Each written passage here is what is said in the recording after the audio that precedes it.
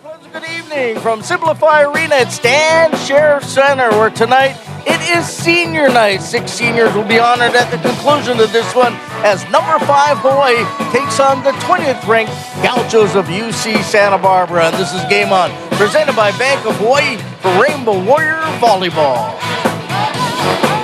Hi, everybody. Hope you're having a terrific Saturday evening. Scott Robbs, along with James Anastasiadis and Ryan Calais-Suzy. The short 2-match homestand began last night. The first matchup between these two, Hawaii and UCSB. And it was the Rainbow Warriors coming out on top with a 3-set victory. As we take a look at the numbers, Hawaii winning 25, 23, 21, and 24. Hawaii out hitting the Gauchos 398 to 250. They won the blocking matchup, the dig matchup, but you look at the service aces, UC Santa Barbara did find success when it came to the service game. They aced Hawaii 7 times. Let's take a look at some of the highlights from last night. We start off with Jess Bianchi, who was really good for the Gauchos. Bianchi was incredible for the Gauchos last night. He was their leading scorer with 19 kills, a little bit of a low hitting percentage, slightly under 300, but he was really effective. Definitely Jack Walmer's go-to hitter. And Luis Sakonoko, who is solidifying himself in that outside hitting position, really helped to elevate his game at times. Did a nice job of providing support. Wasn't necessarily the dominant player that we saw last week, but did just enough to help Hawaii win. Guilherme Voss was a big threat at the net last night. Hit over 700, added 9 kills, and Tread Rosenthal really finding him all over the net last night. He was an incredible force for Hawaii. And Tread Rosenthal, the freshman, helping to lead Hawaii to a over 300 hitting percentage. Really diversified the attack, and we saw him be much more aggressive last night. 4 kills for the freshman setter, proving that he not only can dish it out, but he can score points as well. Chaz, the veteran senior Chaz Galloway, really stepped up last night, leading this team with 10 kills, hitting 330. He was a big force for Hawaii. He not only added a lot of kills, but he was very good blocking last night, had 4 blocks on the night, did an incredible job. All right, those were the highlights. So let's take a look at the scoreboard in conference play this evening. 2 matches only, and UC Irvine bounces back after falling to CSUN last night. The Anteaters get the 3-set victory, and Long Beach State remains unbeaten as they sweep UC San Diego. So the current Big West Conference standings, the Beach at the top, sitting at 6-0. You see Irvine at 5-1. Hawaii right now in 4th place at 2-3. And of course, the Big West Conference tournament coming up in a couple of weeks here in Honolulu. And this is kind of how the breakdown is. You'd like to finish in the top two of the regular season standings because you would receive a bye. If not, you'd have to start off in the quarterfinals, and you'd have to win 3 matches in 3 days to claim the Big West Conference tournament. So what's up next for Hawaii? After tonight, the rest is on the road in the regular season. They'll play a pair of matches at UC Irvine next weekend, and then the following week, a pair in San Diego against UCSD, the Tritons, before returning home on the 18th for the quarterfinals of the Big West Conference. Now, we talked a bit about the RPI, and so here is the current top 10, not the rankings, but the RPI rankings, if you will. UCLA is the number 1 RPI team in the country. There you see Hawaii sitting at 6th place. Now keep in mind, they've already beaten Irvine once in the outrigger, and they also have downed Grand Canyon, but they're going to have that rematch with Irvine next week. And that is the top 10 when it comes to the RPI. And Hawaii sitting at number 6. Ryan, you mentioned last night you feel they've got to be a little higher or lower, depending on your point of view, in the RPI to get in if they don't win the tournament. Well, and I think the other significant matchup is going to be Hawaii at Irvine next week to see how that pans out, because then they'll also maybe be looking at head-to-head. Because if you think if Long Beach ends up winning the tournament and the Big West gets 1 team and the Mountain West get 1 each, it's really going to come down to who has a better senior. Right now, according to the RPI, UCI has that advantage. And so it's really going to come down to a critical match next weekend as well as tonight. Every match in the Big West is important for Hawaii. The key for Hawaii going into the Big West is just winning it. That guarantees you the playoff match after in the NCAA, and it'll just guarantee them a spot. I think the other important match to look at is what's going to happen between Long Beach State and UC Irvine. That's going to make the biggest jump within the Big West standings to give Hawaii potentially a slightly easier schedule going into the Big West Conference. All right, it was nice to see Hawaii last night rebound after that loss a week ago to CSUN at home. They won in 3. But if you look at the first and third sets, they really could have gone either way. Hawaii, as Charlie says, they're still a work in progress. Yeah, and we really saw that neck-and-neck battle. I mean, it was just a side-out war in the first set, especially with Hawaii really pulling ahead when it mattered most in the end. And so we could have easily saw ourselves going to a 5-set match. We could see ourselves doing that as well tonight. Well, it'd be interesting to see how the teams make adjustments. If they make any sort of lineup adjustments, we may see a few new wrinkles with Santa Barbara, maybe making a few changes. We'll have to wait and see. I think what really kept Santa Barbara in the game last night was their passing. They definitely won the serve-receive battle, even though Hawaii came out on top with the win. They were in system a lot, keeping Hawaii's block on their toes, but also Hawaii struggled a little bit, something that we've seen over the past couple of weekends as the new lineup steadies out that serve-receive. Santa Barbara did an incredible job, and they just won that last night. Really kept them in the game. All right, should be a fun night in front of a large crowd here at Simplify Arena, Stan's Sheriff Center. Senior night in March. It just doesn't seem right, but it should be another good one. Number 5, Hawaii. Number 20, UCSB. And the call of senior night, once again, courtside. It's our guys, Kanoa and C-Mac. Hey, thanks a lot, Scott. Yeah, it almost feels more like a dress rehearsal for senior night, right? It's so early in the regular season. Plus, it's not going to be the final home match for these seniors because Hawaii is hosting the Big West Conference Tournament in a few weeks. And yet, C-Mac, it is going to be the symbolic aloha for a very special group. Where do you begin even in trying to describe or summarize what this group has meant here over the course of these last few years to this program? Yeah, it's really tough. 2 national championships to start off with, and they've been great characters in the community, big givers back. I don't see any of them turning down autographs. They're always great with the little kids and the old people as well. There is a great sign of the signs will be out tonight, like galore. We'll miss you signs everywhere. I think there'll be a lot of Kleenex tonight, and probably a few earplugs as well, because I think the roof will come off this place tonight. Well, a guy who has not shown a ton of emotion throughout his career is Guilherme Voss. He is just a by-the-book, business-as-usual kind of performer, and yet when he ultimately folds it up and hangs up his Hawaii jersey, he is likely to go down as the career leader in hitting percentage. He is at .523 in his career coming into this series this weekend, and he's not showing any signs of slowing down, including going for .727 last night. Yeah, last night, how about that? What do you have? He had 10 kills, 1 error. He's just amazing what a high percentage player he is. Even when he has 2 blockers committing on him, he finds a way to get the ball down. So he's been so special.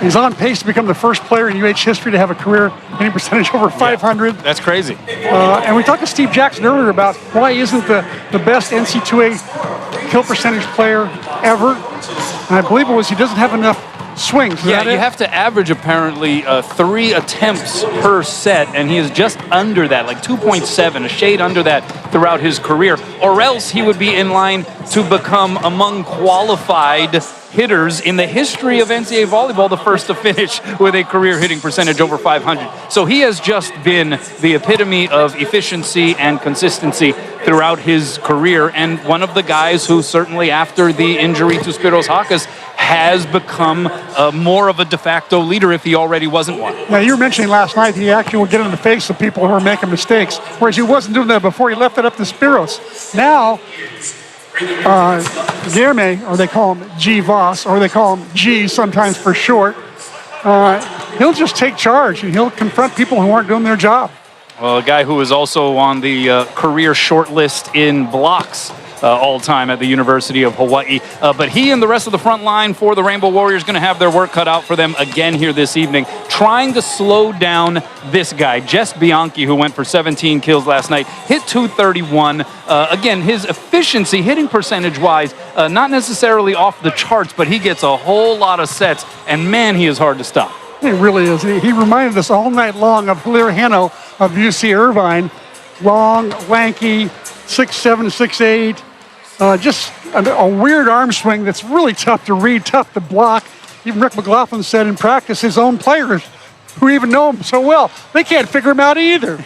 He was really fun to watch last night. He was great. Well, the Hanaho rematch tonight, and it carries a little extra meaning because it is senior night, and they are expecting a packed house here at Simplify Arena at Stan Sheriff Center. We look forward to it. We'll see you at First Serve. Let's send it back over to the corner crew. All right, thanks a lot, gentlemen. We'll take our break. When we come back, we're going to talk about those 6 guys, the Super 6 seniors.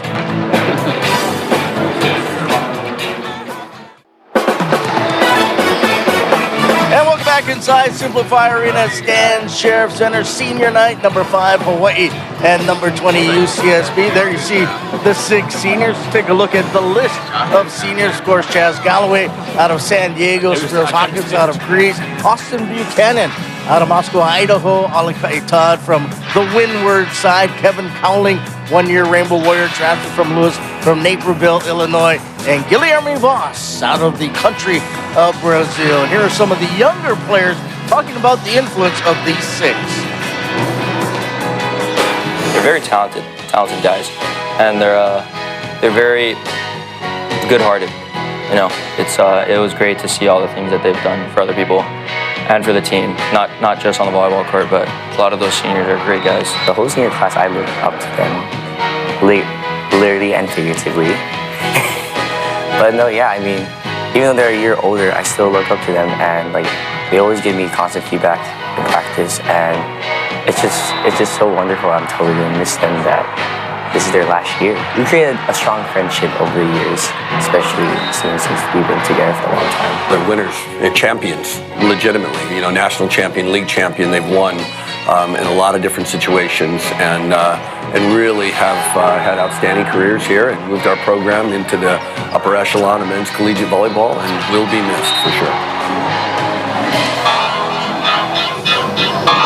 Time now to say what? And it is sponsored by Heineken. And gentlemen, let's talk about these 6 seniors, because many of them help contribute to the 2 banners hanging right behind our shoulders. Yeah, it's just an impressive resume when you look at some of the collection of just what this senior class has been able to accomplish. Chaz Galloway, who's played in 3 national championships. Alakai Todd actually has been here with the program so long that he's played in 4. He was back on the team in 2019. And just all of them have their own experiences. And even a player like Kevin Cowling, who maybe wasn't a part of championship team, he's an All-American backup, perhaps one of the best backup setters in the country. So they are all used to being winners and proven to be great players. So I've been fortunate enough to actually play with 5 of the 6 seniors, the only one being Kevin Cowling. I wasn't able to play with him, but it's just been, as an alumni of such a historic program, so excited to see what they've been able to carry over after the graduation of what has been the build-up to this Hawai'i historic decade, starting off with Kapono Face year, building over into Joe Worsley, Steinball, Tilburg, and all of them. I get chills talking about it. Just seeing how much they've been able to add to that really speaks to the type of personnel that these seniors are. You know, it was interesting listening to Kanoa and Chris. They were talking about Guilherme Voss, and I think we've become so accustomed to the success that he has found that you don't realize. I mean, he has like historical kind of numbers throughout his career, Ryan. Yeah, and I think he's just one of those players, like they said, where it's not flashy. He just kind of comes in and does his business. He's not very emotional, and so you kind of almost take him for granted. And I think the same can be said about Chaz Galloway. I mean, there's very few hitters in this program history that has been starting from their freshman season. Think about it. He's been a 4-year starter for a national championship team. The 2 of them have really solidified themselves in the history books because not many players have had that opportunity to do that. Yeah, they've been an incredible addition to this program. And again, just not the normal leader that you would see, but more of a leaders by example.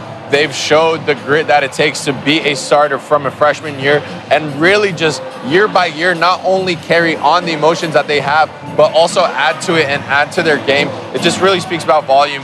But also Spiros Hawkins coming into the program right after COVID. He sat out his freshman year, but has really built it to be one of the most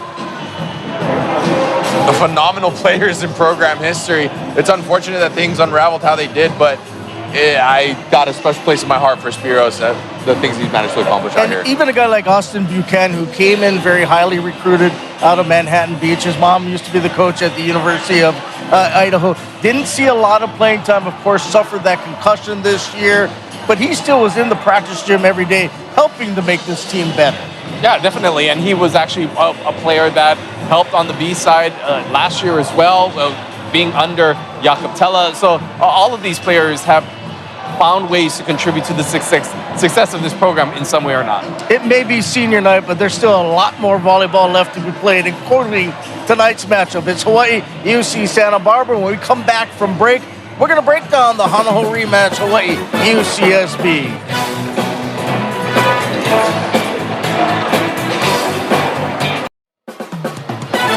Back in Mānoa, expecting a near-capacity crowd for this final regular season home match. Number 5, Hawaii, and number 20, UC Santa Barbara. Well, let's fire up the dashboard. Let's take a look at the leaders for the Gauchos last night, James. Starting off, we have Bianchi, the 6'7" lefty opposite, who led the team with 17 kills. A little bit of a low hitting percentage, 231, but very effective. He is someone you're going to want to look out for. And then the two outside hitters, we have Cord, who had 7 kills, hitting 278, and Kane, who had 7 kills, 227 hitting percentage. But the thing you're going to want to look at with these two is their passing. They're incredible passers, and they hold that serve receive very well. Well, let's look at the season stat comparisons. Hawaii checking in at 19-4, Gauchos at 7-15. Hawaii leading most, if not all, the offensive categories, particularly that hitting percentage, 110% better, or points better than the Gauchos. Hawaii with the blocking advantage, dig advantage, and the service ace advantage, though the Gauchos did ace Hawaii 7 times a night ago. All right, who led the way last night for Hawaii, Ryan? Well, we talked about this throughout the broadcast, but Jeremy Voss in the middle, 727 last night with 9 kills. Chaz Galloway, double-digit kills with 10, hitting 238. And Louis Sakunoko with 9 kills, hitting 273. All three will be, of course, important factors for Hawaii tonight.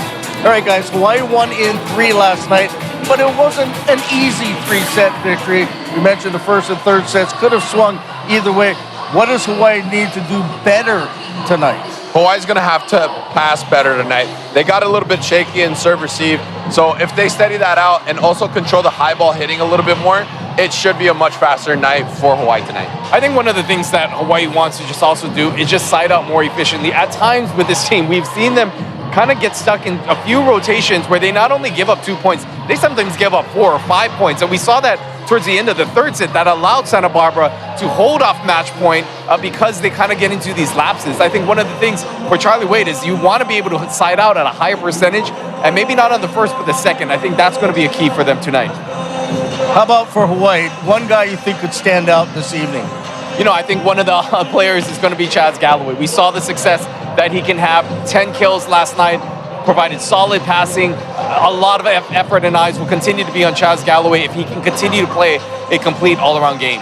You're going to want to keep your eyes out for Guillermo Voss. He hit 720 last night. Expect him to be a little bit more fired up tonight. And again, just across the board, all the seniors, adding that emotion from senior night, we're going to see different animals from them tonight. You know what was interesting last night? I thought Fred Rosenthal had one of his better matches. He did really well. But particularly offensively, he showed an offensive side we haven't seen. He had 4 kills. Do you expect him to try to be more offensive now with the lack of a Spiros Hawkins out there? I don't think it's something by design. I think that he just is kind of feeling his way through this. I think that there's more opportunities to present itself. He will be more offensive, but he just hasn't had that history of doing that. I think that is something, though, that we can expect to see more of. Yeah, I definitely expected a little bit more. And shout out to Kavika Shoji. I was talking to him today.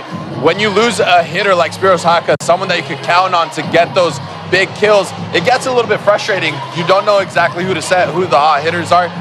Offensive setters are going to be a big answer for him. So I think that takes a little bit of that leeway away from him. All right, one thing we're going to see tonight, like we've seen the last handful of weeks, are some brand new spanking jerseys. These are pretty cool. You take a look at them right there. They are actually up for auction. So right now, grab your phone, put on the camera, and you can put it up against that QR code, and you could bid on these jerseys. And if you happen to bid the highest, that jersey will be yours. I think it's kind of cool what they've done with the jerseys. They've come a long way with volleyball. Just athletics in general. Now that you can buy players' jerseys, such as the new world that we live in college athletics. But I think it's a great way for fans to get a piece of some of their favorite players, for sure. Yeah, I think it's pretty incredible. And again, it just adds so much value to this program because those funds do go to help these players have more experiences, like the trip that they had to Japan, makes traveling a little bit easier, helps them have a much easier time in college. I wish they had those when you played, James. I would have thrown 20, 30 cents. I know, right? At We're not as least. special as these kids. I would have dropped at least 50 cents. Yeah, maybe $1. But our jerseys were super nice those years. Yeah, but those are pretty cool as well. All right, the three of us, we'll be back at intermission. But coming up next, the anthem, Hawai'i Ponui, and the first serve on senior night with Kanoa and Chris calling all the action.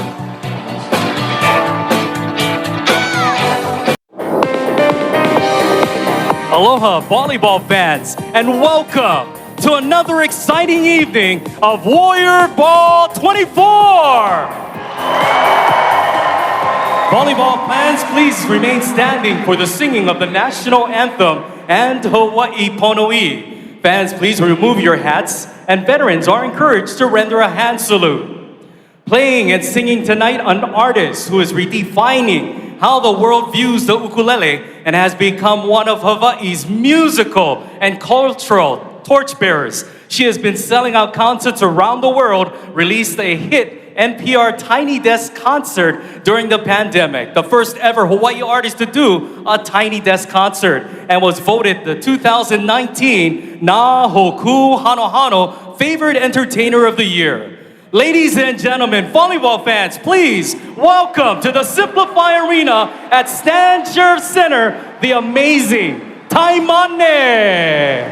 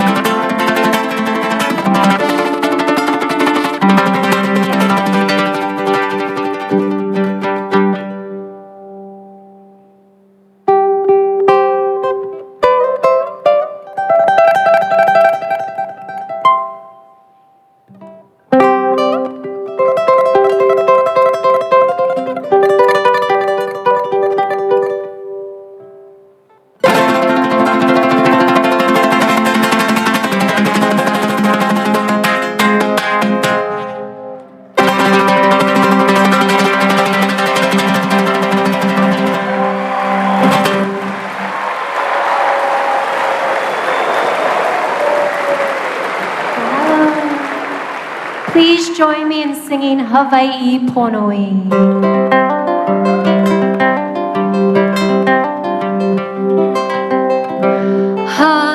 Hawai'i Ponui, Nanai Ponui, Kani Ali, Ke Ali.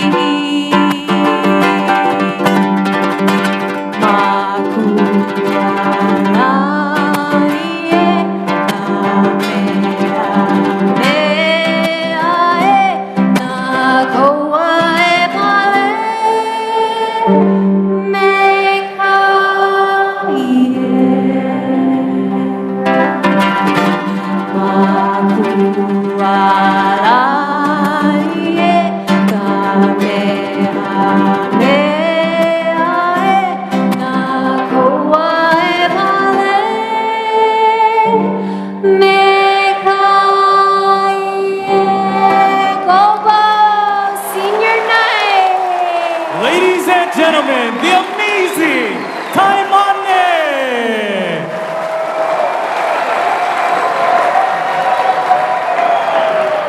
Aloha ahi ahi. Good evening, everyone.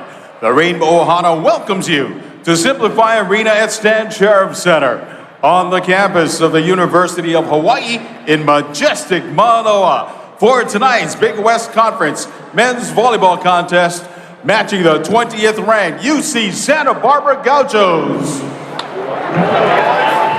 versus your 5th ranked Hawaii Rainbow Warriors. Introducing the UC Santa Barbara Gauchos starting lineup. At libero 1, 6-foot junior from Corona Del Mar, California, number 1, Jaden Glenn. And opposite, 6'6" junior from Laguna Beach, California, number 2, Jess Bianchi. At center, 6'3" junior from Manhattan Beach, California, floor captain, number 6, Jack Walmer. And outside hitter, 6'4" sophomore from Hermosa Beach, California, number 7, Ben Court. And outside hitter, 6'4" sophomore from Campbell, California, number 12, Patrick Kane. And middle blocker, 6'9" freshman from Mission Viejo, California, number 16, Josh Aruya. And at libero 2, 6'1" freshman from Los Gatos, California, number 17, Joe Wallace. And at middle blocker, 6'3" sophomore from Pacific Palisades, California, number 24, Owen Lankar. Assistant coach Randy DeWeese, associate head coach Blaine Nielsen, head coach for the Gauchos, Rick McLaughlin.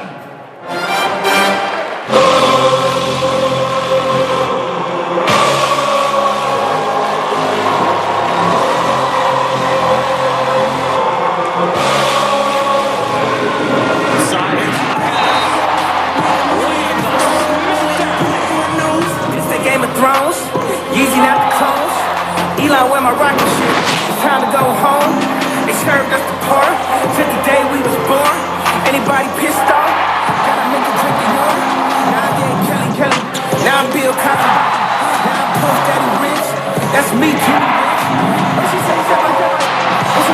And now, meet and greet the starting lineup for your Hawaii Rainbow Warriors.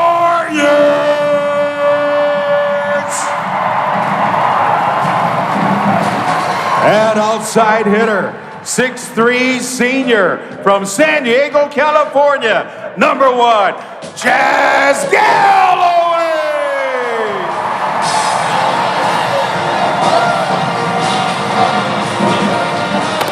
At libero 1, 5'7" junior from Waialae, Oahu, number 5, Eleu Choi.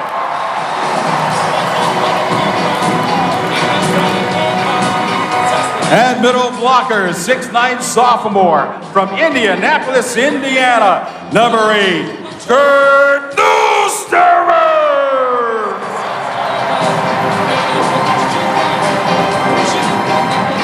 And opposite, 6'9" senior from Kailua, Oahu, number 14, Ala Kaita.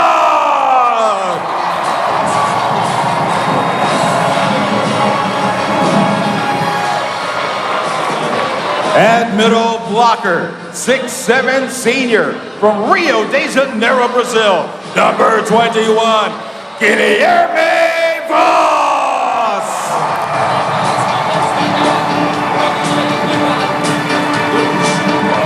And outside hitter, 6'5" freshman from Paris, France, number 23, Louis Sakanoko.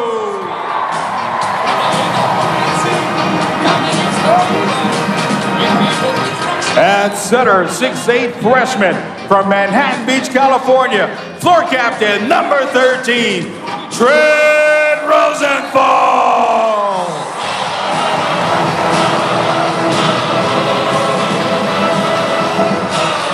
And at libero 2, 6'4" senior from Nea Smyrni, Greece, the captain, number 6, Spiros Hakas.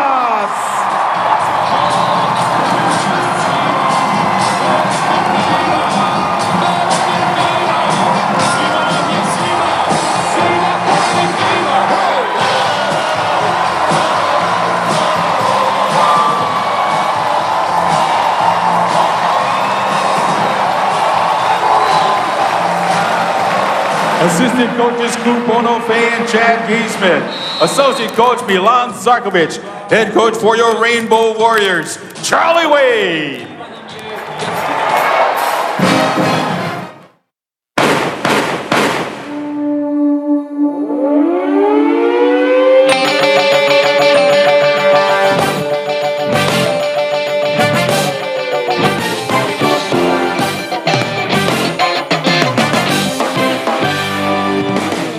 UC Santa Barbara served up 7 aces and was led by Jess Bianchi's match-high 17 kills, and yet Hawaii still held off the Gauchos in a 3-set sweep last night. Once again, true freshman setter Tread Rosenthal spread out the Rainbow Warrior offense as pin hitters Chaz Galloway, Louis Sakanoko, and Alaka'i Todd combined for 25 kills. On senior night in Honolulu, it's the Hanaho rematch between the Gauchos of UC Santa Barbara and the Hawaii Rainbow Warriors.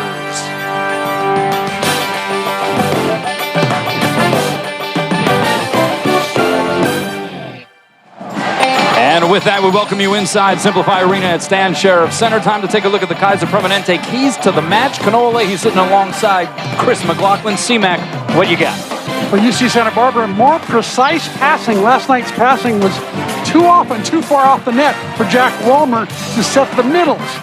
They only got 12 of the 92 sets. More middle attacks tonight may result in bettering their 250 kill percentage last night.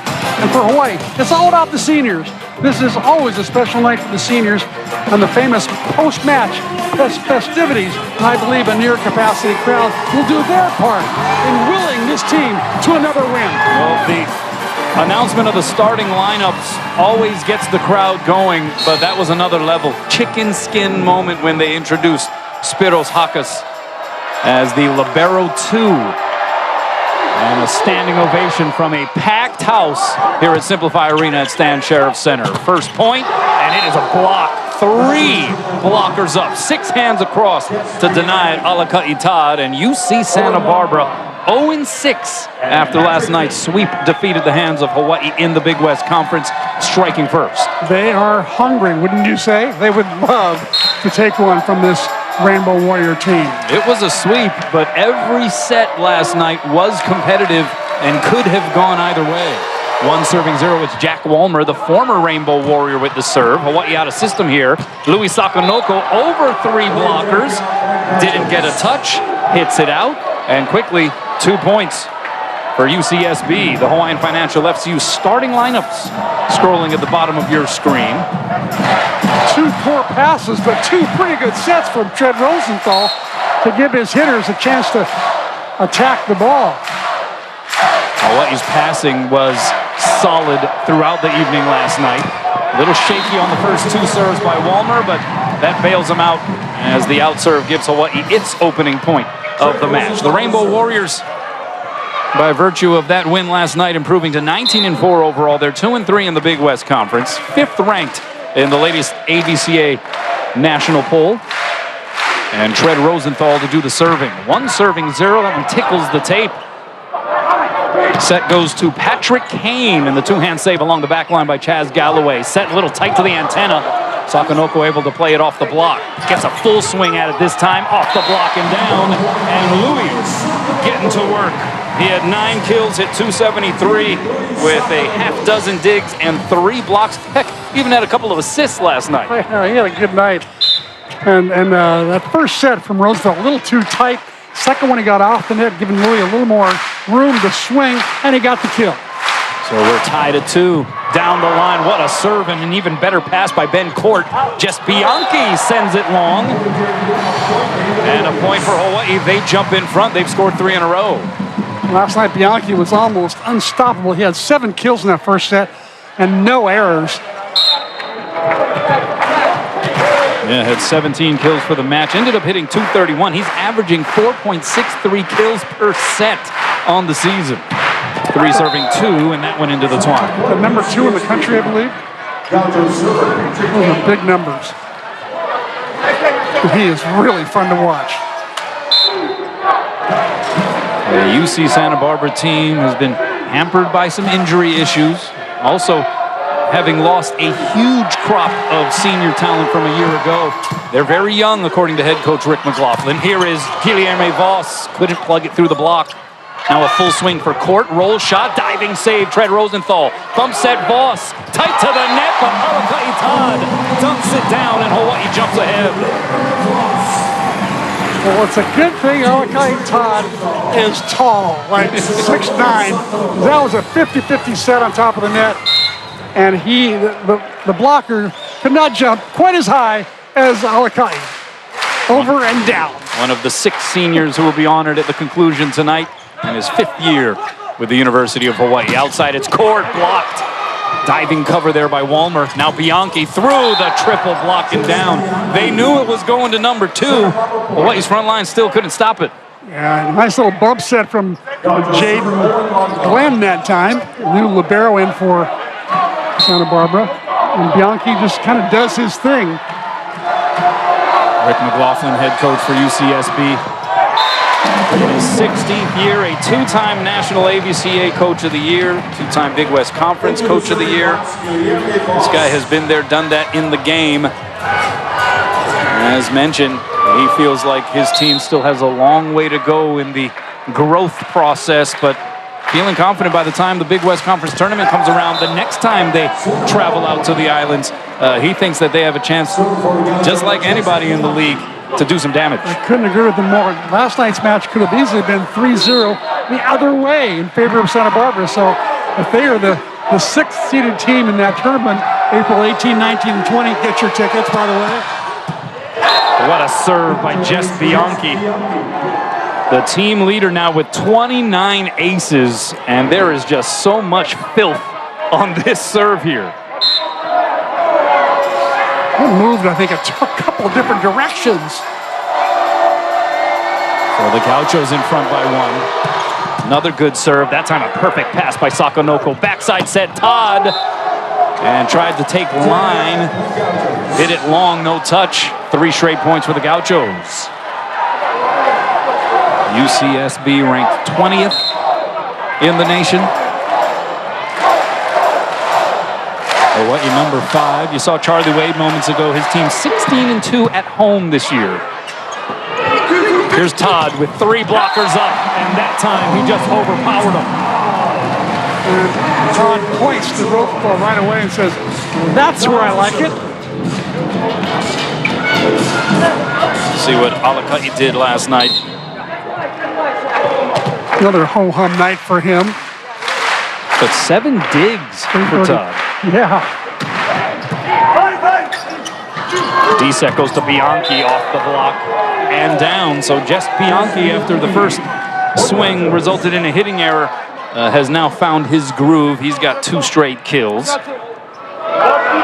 3rd year with UC Santa Barbara, has sort of burst on the scene this year. Just 6 matches played last season. And look at what he has done in Big West play, over 5 kills per set. The numbers are just straight up gaudy. Yeah, he's pretty amazing. 3 years ago, couldn't have got into Santa Barbara. And then he put his study shoes on, got the grades, and made it happen. And now he's just an amazing player to watch, especially with his arm swing. It's so difficult to read. Hits from so many different angles. A lot like we said before, Hilaire Heno. There are a lot of similarities. They're very similar. There's Galloway with the serve. Here's Bianchi down the line and missed it wide.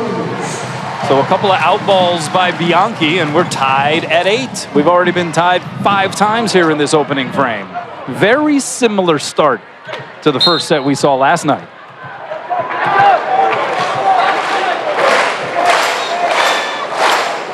Here's Galloway. Good pass on one knee by Kane. Bianchi from behind the line got blocked, got his own cover. Now the other way, it's Kane. Tough angle. Pounds it off the triple block. Chased down by Galloway. Bumps at Rosenthal. Sakonoko trying to time it and hits it into the net. Louis knew how important it was to keep that ball in play after that spectacular save by Chaz Galloway. Galloway put in his track shoes on to get to that one. I didn't think he was going to make it. And good to see the freshman Sakonoko turn to the senior Chaz Galloway, and basically Louis said, hey, look, my bad. Yeah. I wasted a great rundown save there. Absolutely. Josh Aruya on the serve for UCSB. Middle set goes to Kurt Neusterer. Bianchi able to catch the deflection outside, and Kane. Patrick Kane, 6'4" sophomore from Campbell, California. Had 7 kills on 22 swings, hit 227 last night. That was a fast set to the outside. Neusterer had to get his track shoes on and try to get out there and close that block. Didn't make it in time. Kane just drilled it. Pass by Eleu Choi. Here's Sakonoko, and he unloads. Got a nice one-on-one situation on the outside. Got the perfect set from Rosenthal, and the rest was history. Give it up to that pass by Eleu Choi as well. Getting it right up to the net there for Tread Rosenthal, giving him options.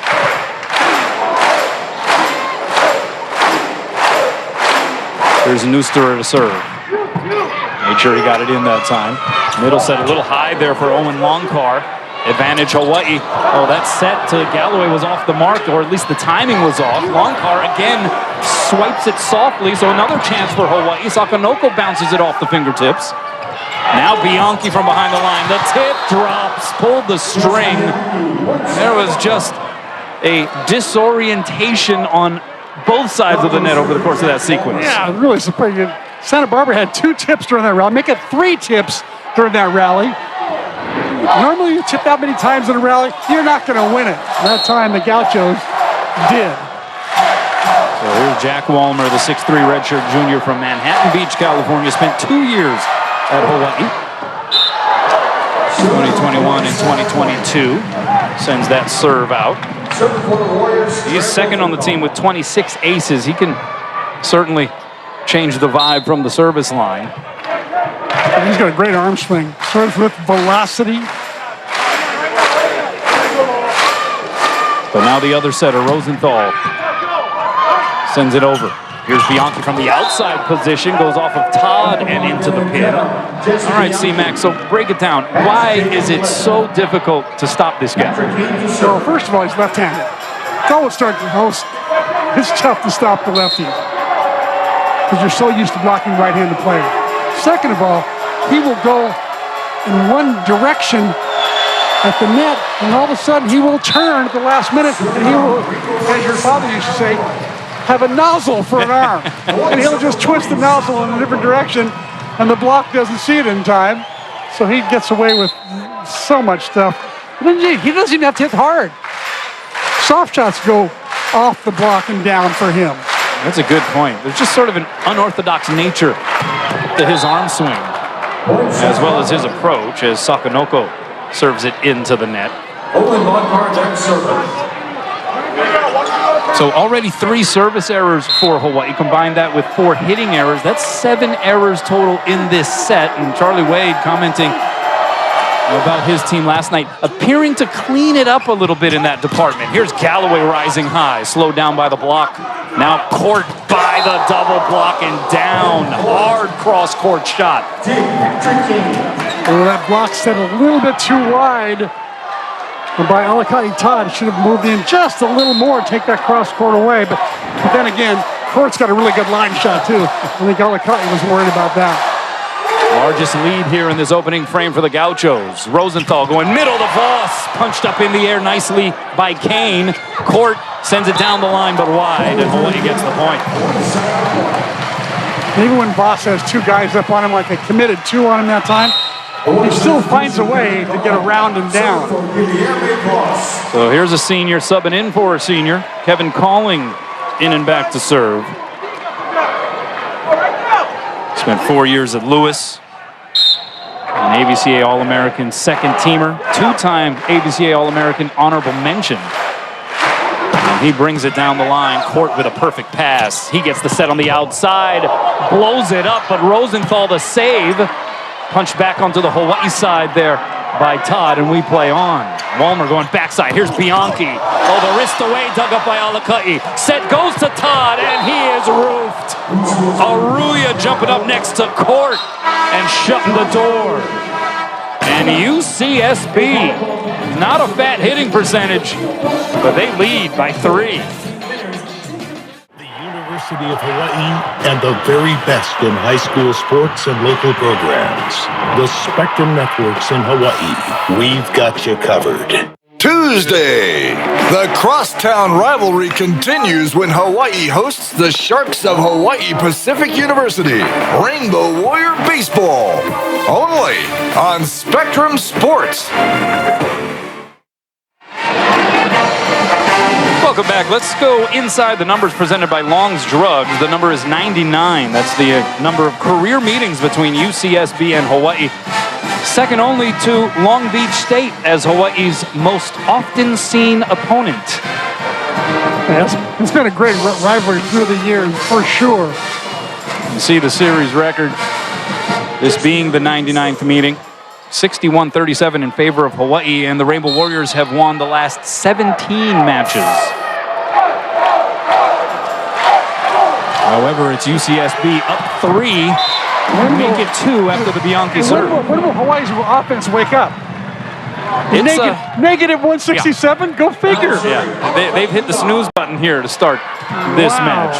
Give a lot of credit to Santa Barbara's block, though, too. They got 2.5 blocks to start the night. So Hawaii hitting negative 0.67, UCSB hitting 167. Two-hand pass over the net there by Bianchi. Here's Galloway from Sakanoko, and we were commenting before the match. Chaz, maybe it's a senior night thing, feeling a little extra adrenaline. He was taking it a few floors higher than even he normally jumps in pregame. Yeah, it was really elevating. Chest over the net. Hawaii finally has a player hitting positive. No, yeah, one player hitting positive. That's Chaz Galloway. Back row, and the block is up on Kane. Kurt Neuster in the thick of things, returning it to sender.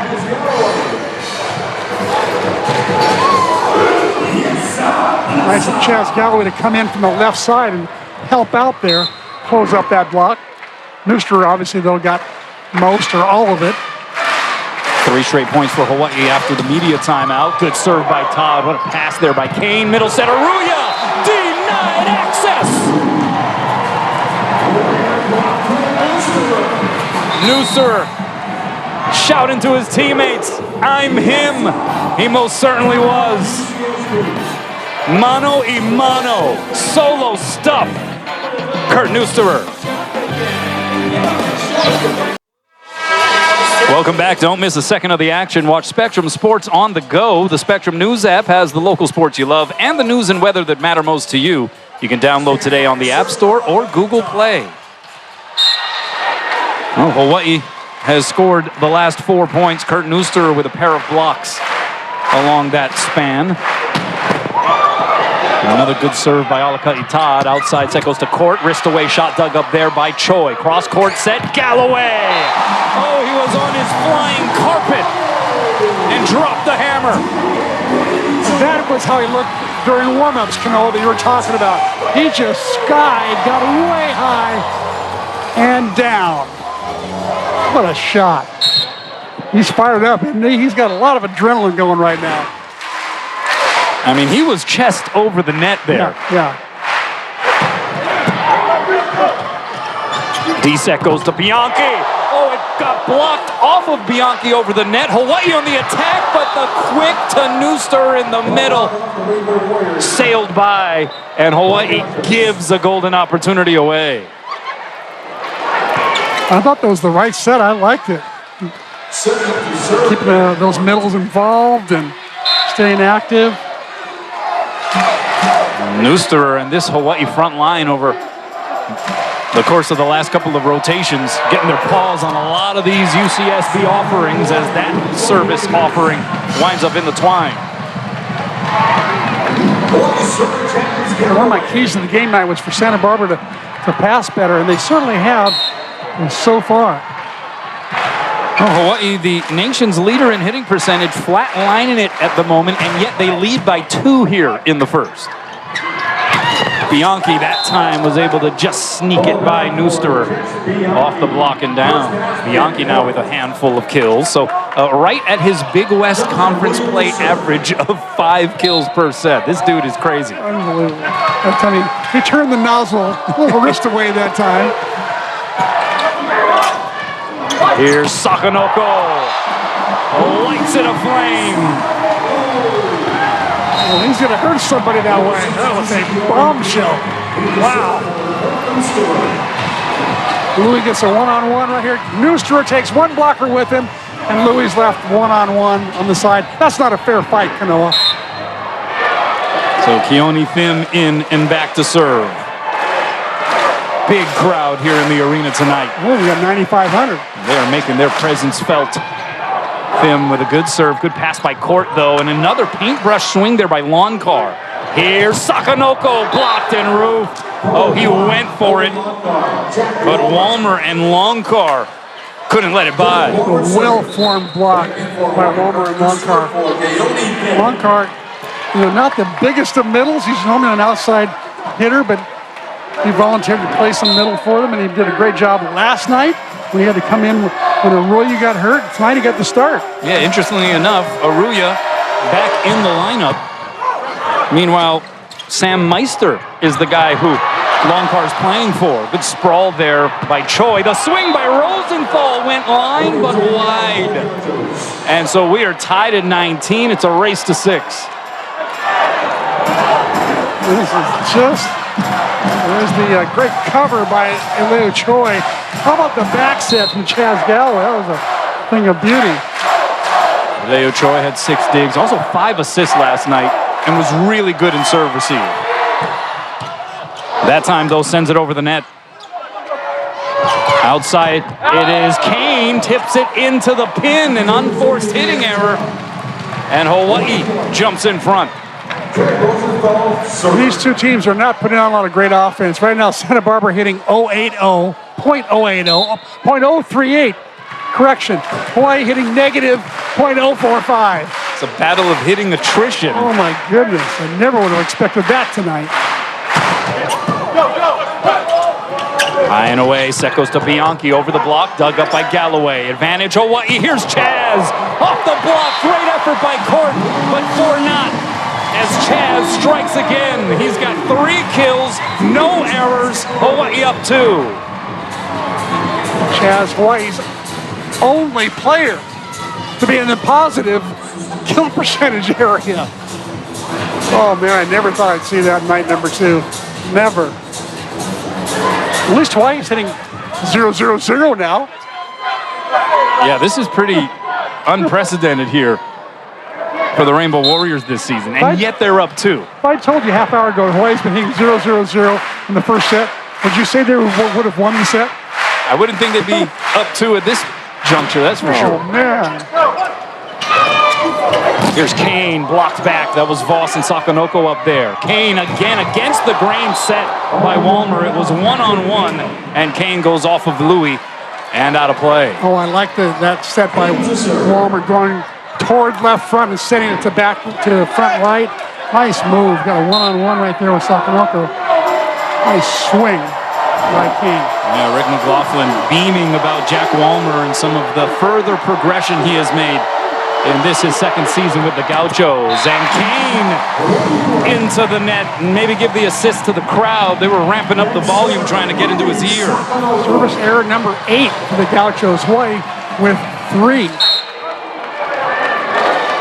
And so Louis now to serve. Has not really been calibrated here this weekend.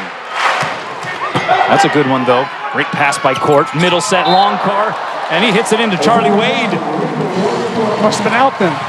It's an out ball. Easy call for the lines person. And a timeout taken by UCSB. This is the largest lead for Hawaii in set 1, 23-20. And they are closing in a competitive opening frame. albeit a frame that has seen anemic offensive numbers. Unbelievable. And in front of the largest crowd of the year, wouldn't you say? It's over 9,000. It's got to be. It's definitely pushing the limit for sure on senior night, as you would expect. I think too much adrenaline flowing by all the hitters. They're just too excited. Well, let's send it over to Ryan Kalei-Suji. He's going to be interviewing a few excited fans throughout the evening. What's up, Ryan? That's right, Kanoa. It is senior night here, so one of the things we like to do is we catch up with those who know the seniors the best. Joining me now is Mel Galloway, Chaz's mom. Great to see you, Mel. Explain to us what these past 4 years have been like for you and your family and watching Chaz play. It has been an amazing ride. It has been amazing. We came here actually senior night when he was being recruited, and the Aloha spirit is like really what brought us here because everybody embraced us. And I told him, I'm like, you're not just playing for your university, you're actually playing for an entire state. Yeah, it's great. And, you know, we feel like we know Chaz pretty well seeing him for the past 4 years, so maybe share something that fans might be surprised to know about Chaz.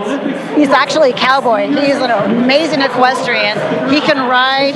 There's nothing that he can't do. Yeah, well, we've enjoyed watching him grow and play over these past few years. Thanks for sharing your son with the entire state. Back over to you guys. Hey, thanks a lot. Wow, that's a great little piece of trivia there from Mom about Chaz Galloway. He has been the pole position horse here, so to speak, tonight offensively for Hawaii. But what an incredibly talented man. Oh, yeah. He's kept that little tidbit from us all these years. I always thought he was an airline pilot. Right? With Air Galloway? Now cleared for takeoff, Chaz Galloway. 23 serving 20 out of the timeout. That set a little low there for Court. He got blocked. It goes back to Court. Through the block. Right there is Choi.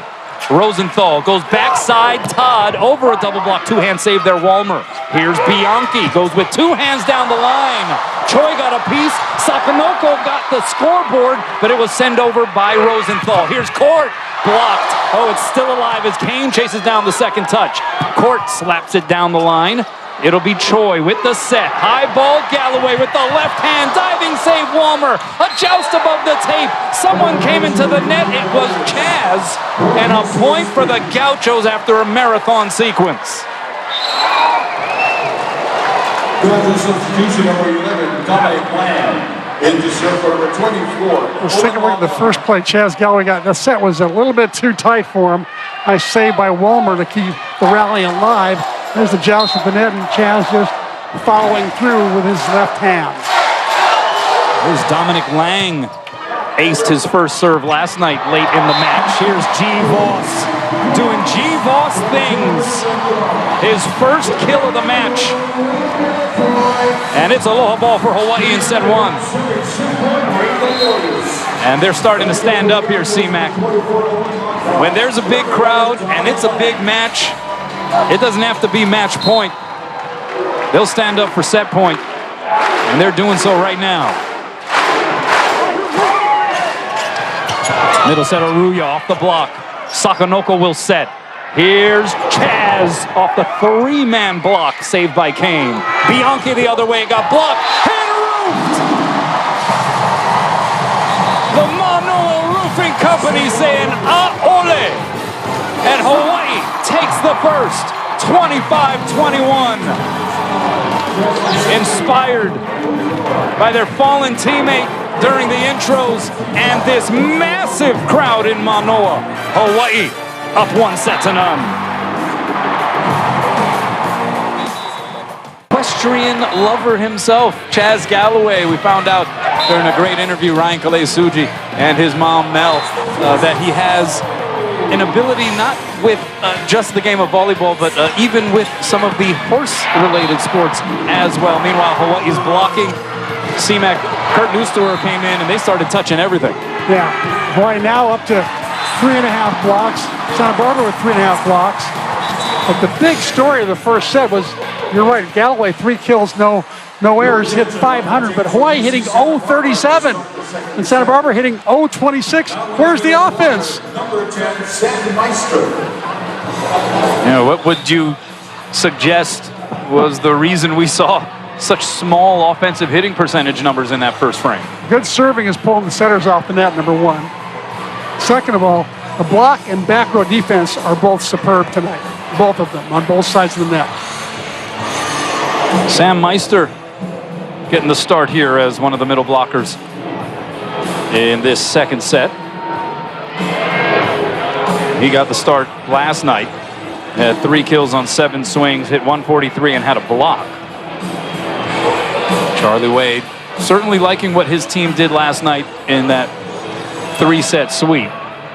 Still refers to this team as a bit of a work in progress, but he says we're starting to show some signs, certainly in the area of efficiency numbers. Now, obviously, they're coming off of a set where they hit 037. He'll want to talk about that, I'm sure. But the service errors held to 3. That's a little bit better, certainly, for this team than what we have seen a couple of matches here in recent weeks. Here's Bianchi on the first sequence of set 2, goes off the block and down. Charlie Wade would not like the 8 hitting errors combined with the 3 service errors. 11 is too many for him. He likes to right around 9 errors per set. He can live with that. Yeah. Prefer maybe somewhere in like the 7 error range. He likes the 7 area with where they were most of the preseason. That's right. Here's Voss, scrapes the block and gets the kill, gets the point. And we're tied at 1 here early on in set 2. Again, Voss, even when there's 2 blockers committing on him, he finds a way to get the ball down. It's for such a high percentage, night in and night out. Enter the weekend, a .523 career hitting percentage. He is well on his way, and I think the chances are fairly good that he is going to finish his career at UH as the first player ever to hit over 500 for a career. Here's Galloway. Dropped it down. Oh, he elevated a few extra floors that time and then just placed it with a little love and tenderness to the middle of the floor. He caught the defense on their heels. Nice little dig by Eleo Choi, but defense playing very deep on Galloway because he's been hammering it off the block and deep or just hitting it deep. Palmer going quick middle. That's Meister. Dug up by Choi. What a save. Galloway from off the net. Tried to go far sideline with it, but missed it wide. Tied it 2. I like the swing on a broken play like that. Put some pace on it. Don't bump the ball over the net. Give the other team a free ball. Put some pace on it and hit it back in the deep third of the court. That's his first hitting error of the match. He's hitting .375. Here's Patrick Kane. Keeps those eyes closed. A little visualization before each serve. And not exactly how they drew it up, but it worked. The one hand behind the head set to Voss, who touched it down. He did that once last night. It was like a ballet move. These two just know they know where each other are. And it was like a string attached to them. That was crazy. Even Rosenthal got a little smile out of that one. You saw them look at each other almost like, hey, whatever works, right? Yeah, exactly. 3 serving 2. Voss floats it down. Walmer going quick outside the court. Dug up by Rosenthal, nicely done. Cross-court bump set, and Galloway this time does have to 2-hand it over.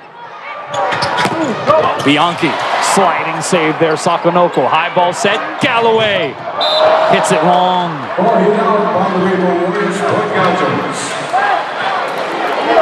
He's got the right idea there. I think he had 3 blockers up, so the smartest play was to go high over or get a high hand touch. He just went a little bit too high. Had a bit of an opposite dynamic from what we saw earlier in the match. Remember the great save by Galloway. Sakonoko hit it out, and he apologized to Chaz, saying, my bad, wasted the save. Sakonoko had the great dig on that sequence, and it was Galloway who hit it out, and so they kind of flipped the script there. He said, hey, look, my bad. That's right. And Louis said, no worries, let's keep it going.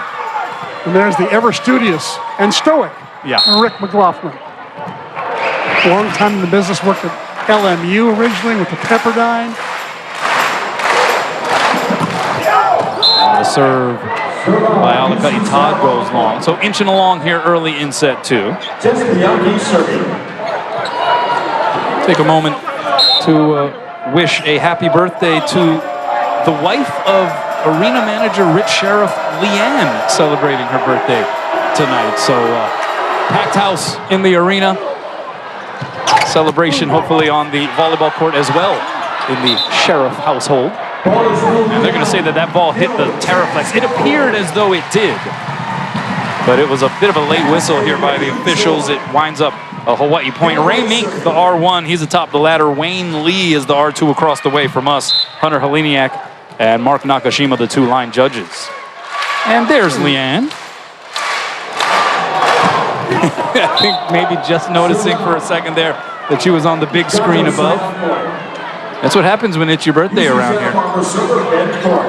Uh-oh. Oh, there it is. There she is. And there's Rich. We have another birthday too, don't we, Kanoa? That's right. At this table. Our stage manager, Emily Suji, celebrating her birthday as well. Over on 2 goes Rosenthal. It's pinballed around and 2-handed over. Outside Sakanoko, that was a big rip. Falling to the floor was Walmer. Hawaii still with it. Todd!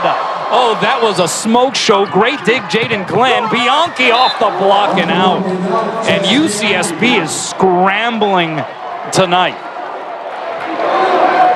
What a play by Jaden Glenn. Wow.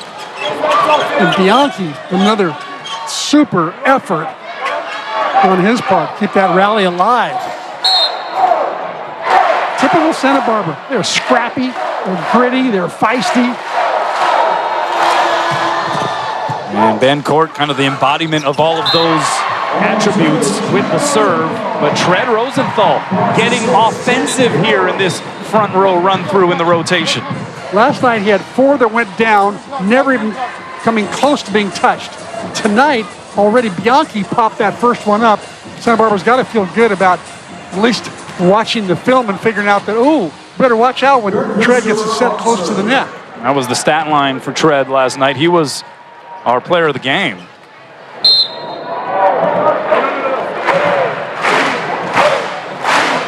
And to think that he's supposed to be a senior in high school. Unreal. 6 serving 6. How about that? Chased down by Walmer. And then Kane pops it long. I mean, just the fact that Jack Walmer was able to get there and give some sort of setup to his pin hitter, Patrick Kane, was pretty remarkable. But Hawaii jumps ahead. 7 serving 6. Nooster to bring it.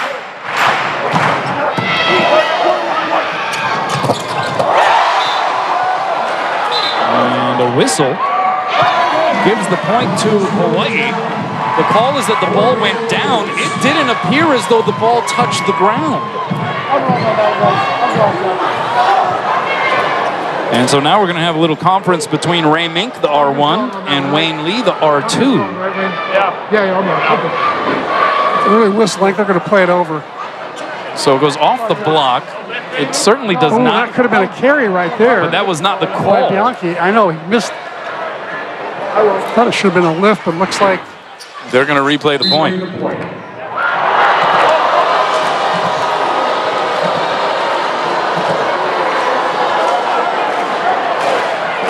Even on the replay, it looked like it was a slow carry. Oh, what a serve by Nooster. Dealing an ace out of the deck. And Hawaii has scored 3 in a row. Question is, does he have 17 more like he did earlier this year? It'll forever be his, kind of like his trademark. The guy who served 17 in a row. I don't think a lot of people were anticipating Kurt Nooster being that good from the service line. 24 aces to 26 errors. Yeah, that's an incredible number. Have it almost be an even 1-to-1 ratio. 90% of the players in the country of the jump servers have a ratio of like 1-to-2 or 1-to-3. Hitting 485 in Big West Conference play coming into the weekend. Also a team high 18 blocks in league play. It's 8 serving 6. That one is sent a little long. Did we speak too soon? That's all you. That was all you. No, I think the broadcaster jinx. It's on me. Just bragging about him 17 in a row. Your service went out. Come on, stop me if I start doing that next time. Come on, C-Man. Stop me. Calm down a little bit over there, will you? Outside, here's Louis. Block slowed it down, Walmer. And he is getting his steps in. Kane, the tip. Did that hit the floor? It looked like it may have. Sakonoko with the roll shot. We're probably going to have a challenge here if UCSB doesn't win this point. Outside, Sakonoko off the block and out. And it's a Hawaii point. They're awaiting perhaps Rick McLaughlin challenging that the ball got down earlier in the sequence. And yes, he will in fact do that. And I think he may have a beef. Yeah, we'll take a look at it here, see if we can see it. The issue call is one of the digs was good. Oh yeah, the ball hit the floor, not the hand. In the middle of the play. Play in the review. Heck of an effort there by Chaz, but we'll see if there are any other angles that may tell a different story.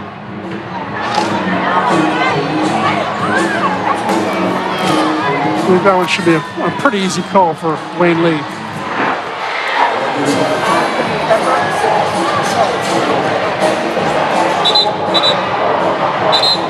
Yeah.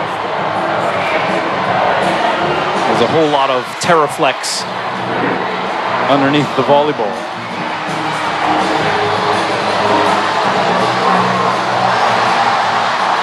Crowd reacting to some of the games being shown on the big screen above. You knew it was going to be a big crowd, right? I mean, that's just kind of the way it goes in men's volleyball here in Mānoa these days. But a team that is finding itself, right? Trying to find a little bit of an altered identity since the injury to Spiros Hakas.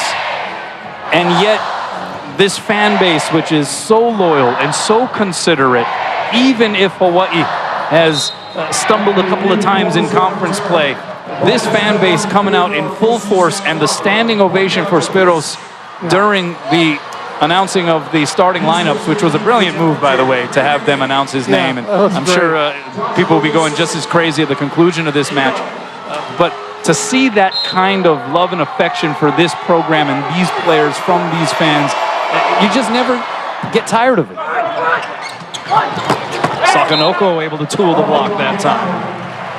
And so after the reversal, Hawaii gets the point back. Not only do you not get tired of it, but continue to be amazed by how many people show up on a Wednesday night or show up on a Saturday night for senior night and fill this place. When was the last time it was filled? I think it was maybe last year for the finals of the Big West Conference.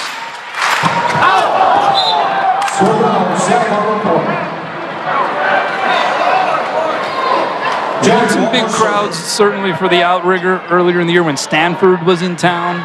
Right. They filled it up pretty good, but yeah, there's a certain energy in here tonight.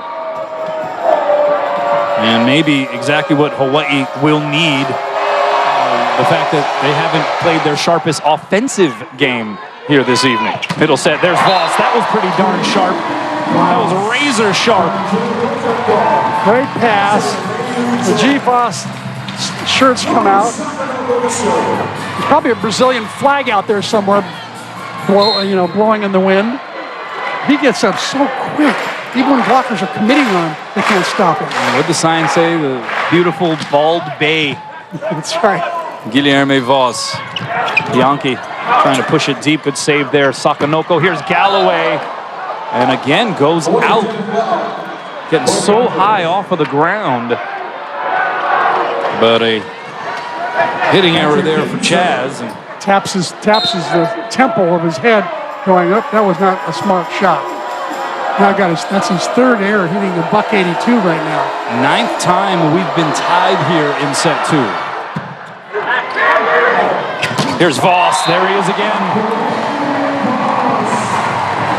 Great story about Voss, because Charlie Wade actually has a rule about facial hair. He doesn't allow, in normal circumstances, for players to have facial hair. Likes to keep it neat, likes to keep it clean, right? Kind of a la the New York Yankees rule. Yeah. But Guilherme Voss, who showed up in Mānoa with a full head of hair, admits openly that it started to go a little bit, and so he asked for special permission from Charlie Wade one off season as Bianchi lays into that one.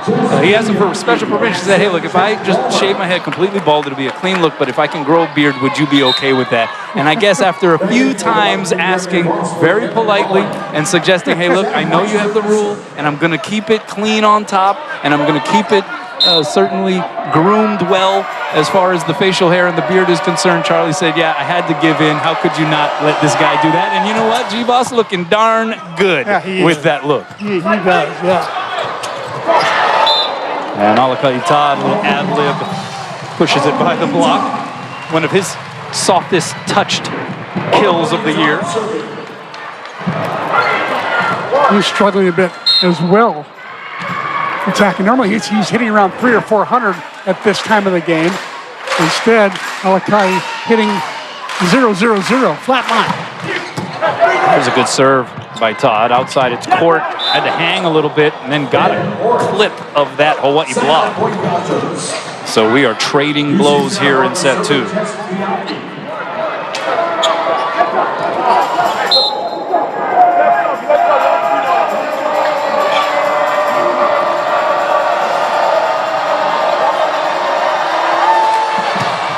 What a serve by Bianchi. How about the pass by Choi? Set a little off the mark, though, and Galloway hits it long.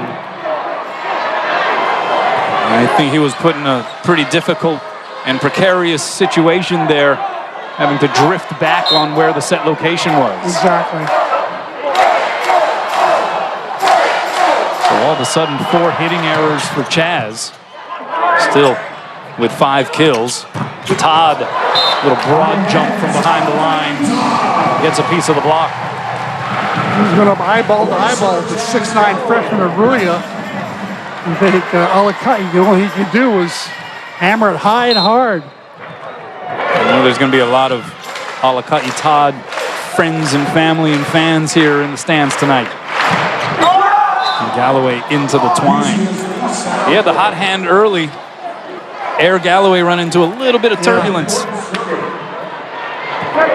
here in set 2.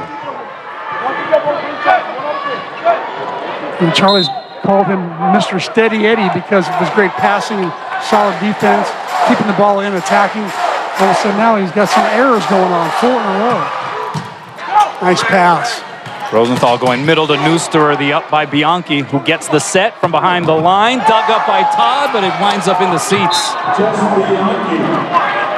And so just Bianchi with his 10th kill of the match. He leads everybody.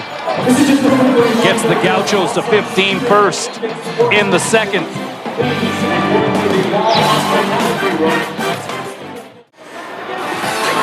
Well, it's Groundhog Day. Jess Bianchi just going to work yet again. 10 kills to lead all hitters on the floor. He has 7 more kills than the next hitter for UC Santa Barbara, and he's hitting .318. Yeah, 6 kills in the first set, 4 kills with no errors in the second set. He's just been solid. He's been there basically their offense.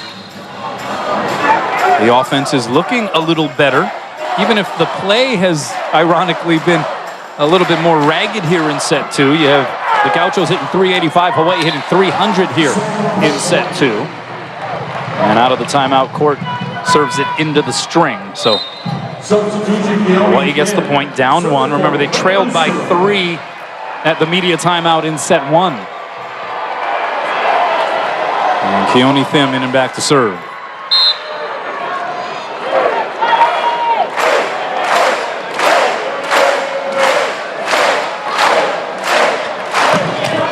That one crawls over the net. Good reaction there by Walmer. Here's Kane. 3 blockers up, and they eclipse the sun. Give a lot of credit to the serve by Keone Thim, which forced a bad pass. The blockers knew where the set was going to go, so all 3 are over there, giving it a really hard time for Kane. That was like trying to hit out of a closet or something. Tied at 15. Into the net. Hawaii service errors now starting to catch up with Santa Barbara's service errors. Santa Barbara with 10, Hawaii with 9. Hawaii had 12 service errors for the match last night. And 3 aces. Here's Sakanoko, the windup, uncoils, and then taps it back down off the ricochet. Oh, the quick springs from the freshman Frenchman. I don't think the Santa Barbara blockers were ready for that, for the pogo stick tap down.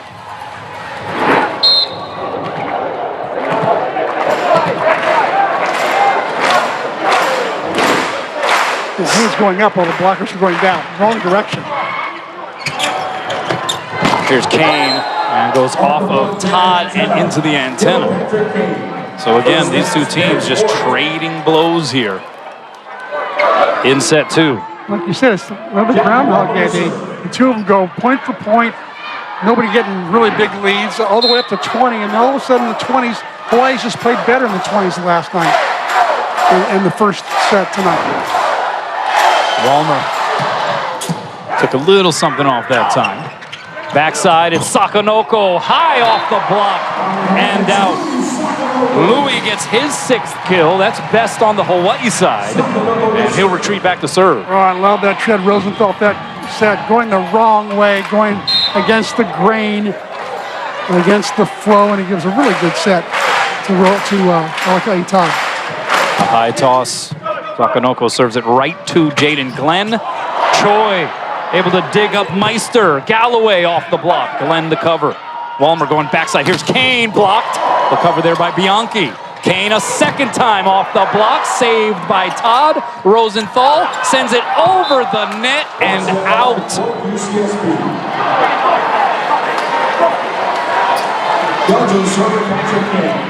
How about Eleu Choi with the dig right there? Getting low. He's already low to the ground, but he went even lower to the ground to pick up that one. And it's his 6th dig. But another unforced error by Hawaii gives UCSB the advantage, and then Choi getting handcuffed on the serve. An ace by Kane, and just like that, UCSB up 2 here in the second. Patrick Kane has had his way the last couple of nights with his serve. Charlie Wade signaling for a timeout.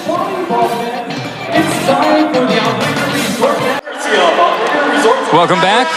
We're going to move it over to Les Murakami Stadium on Tuesday as Hawaii plays a midweek one-off with Hawaii Pacific University. 6:15 p.m. is when our coverage on Spectrum Sports will begin. Meanwhile, the UC Irvine Anteaters over Hawaii 12-5 tonight over at the Les in that series finale.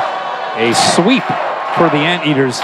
Gosh, UC Irvine looked really tough, as expected, but they dominated that series. G. Voss. How about the pass from Chaz Galloway off a really good Patrick Kane serve? He just ripped it. Galloway handled it very nicely, giving. And I noticed I gave the ball, told his forearms back a little bit to soften the pass so that it wasn't an overpass. See Voss, 6 kills, 1 block, no errors, hitting .750. Gets UCSB a bit out of system. Here's Court, blocked back. The cover there by Glenn. Here's Bianchi.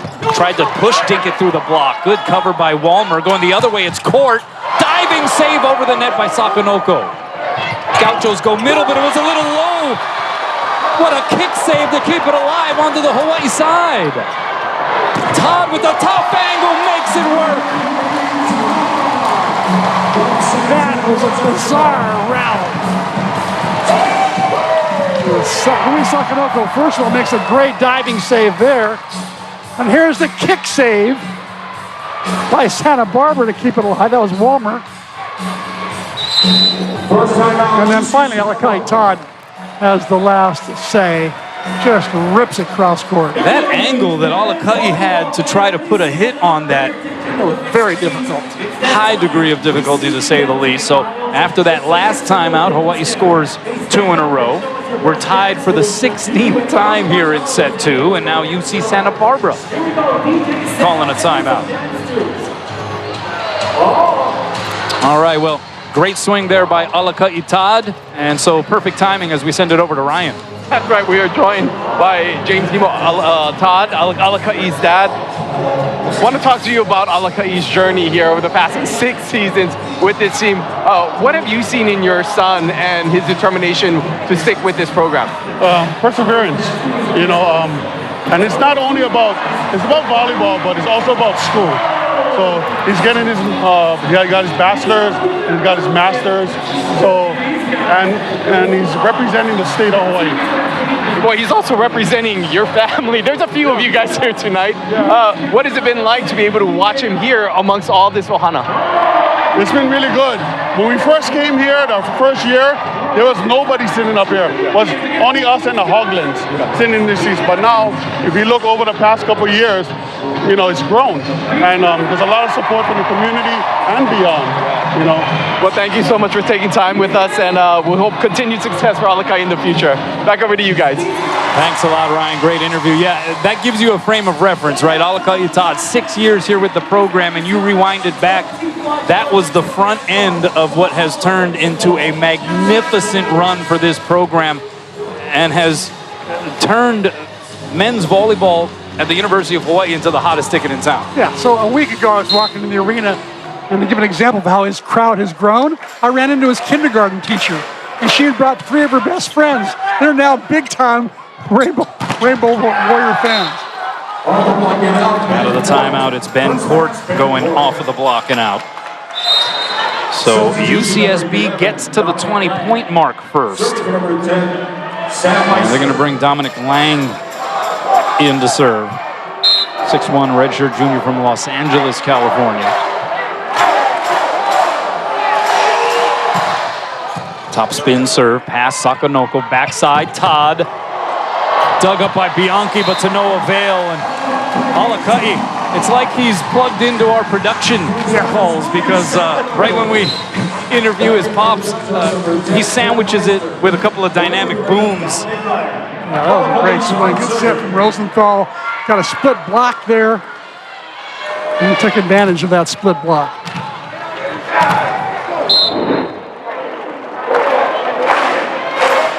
Six kills now for Alakai. Just got that over the net. Backside Bianchi. Blocked! Henry! Chaz Galloway jumping up next to Kurt Neuster. And they sent that dish back to the kitchen. Yeah, I think Chaz got most of that one, but boy, what a block. Here's a guy who gets past the block all the time, but Chaz says, no, not this time.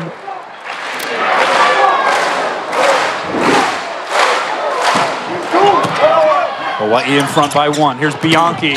Blocked again, covered by Glenn.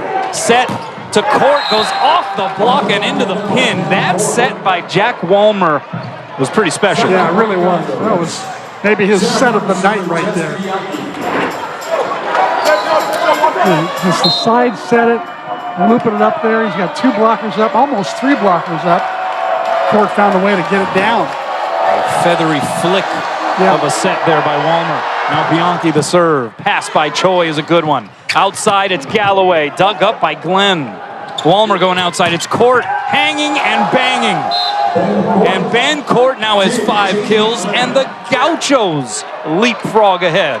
By the way, there's 1 timeout left. Let's see if he's used it now. I think he is. Yep.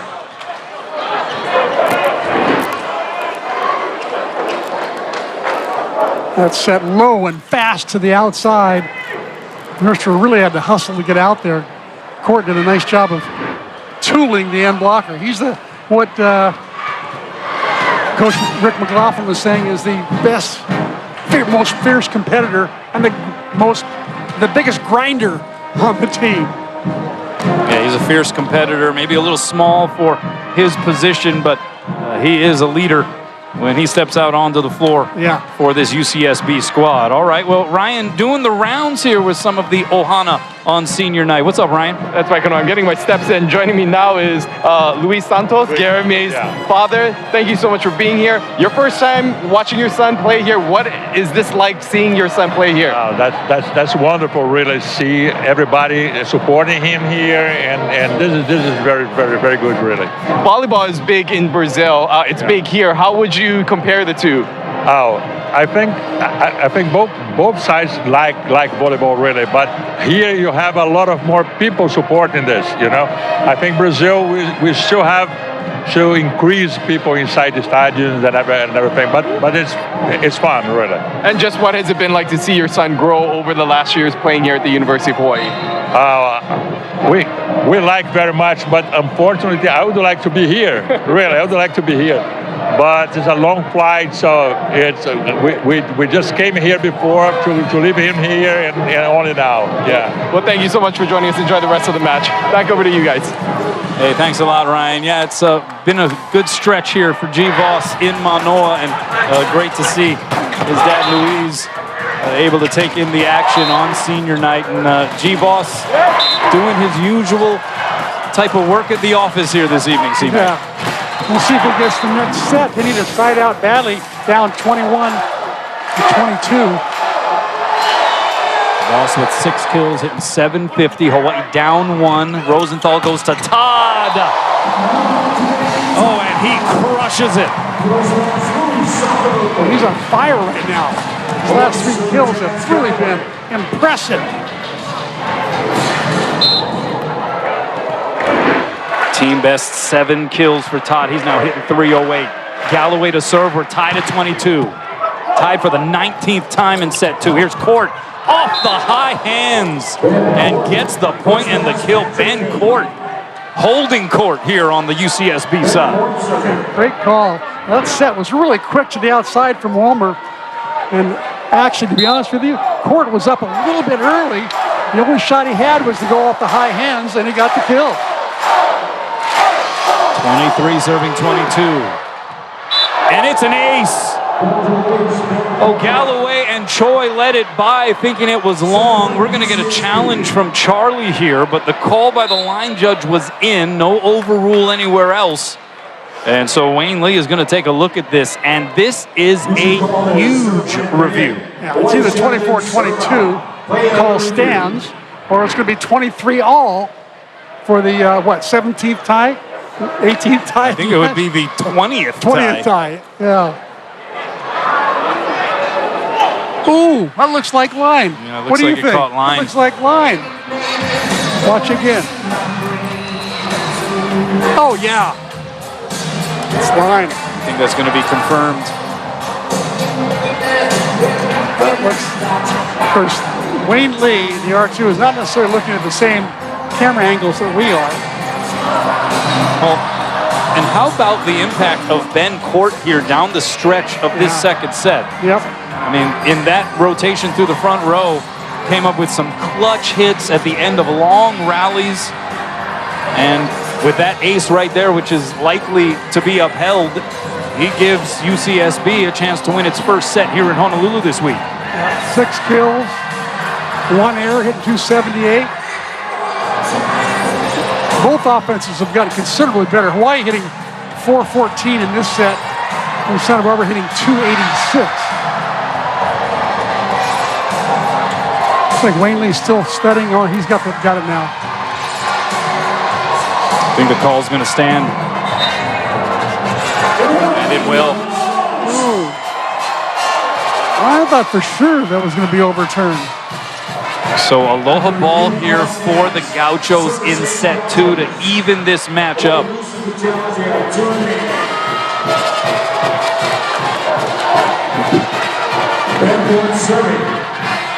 And it is Ben Court serving. He has been instrumental in helping to carry the Gauchos down this home stretch of set 2.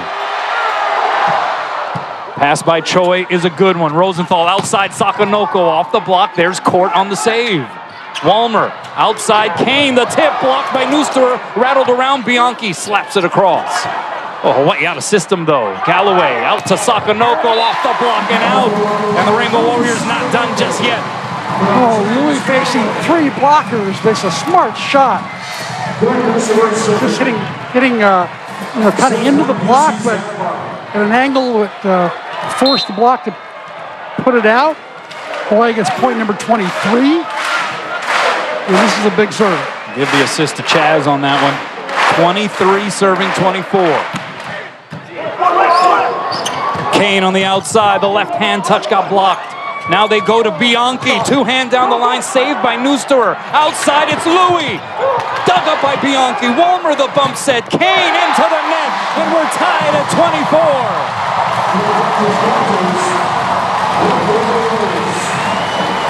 What a rally. Oh, this Hawaii team, they just never pack it in.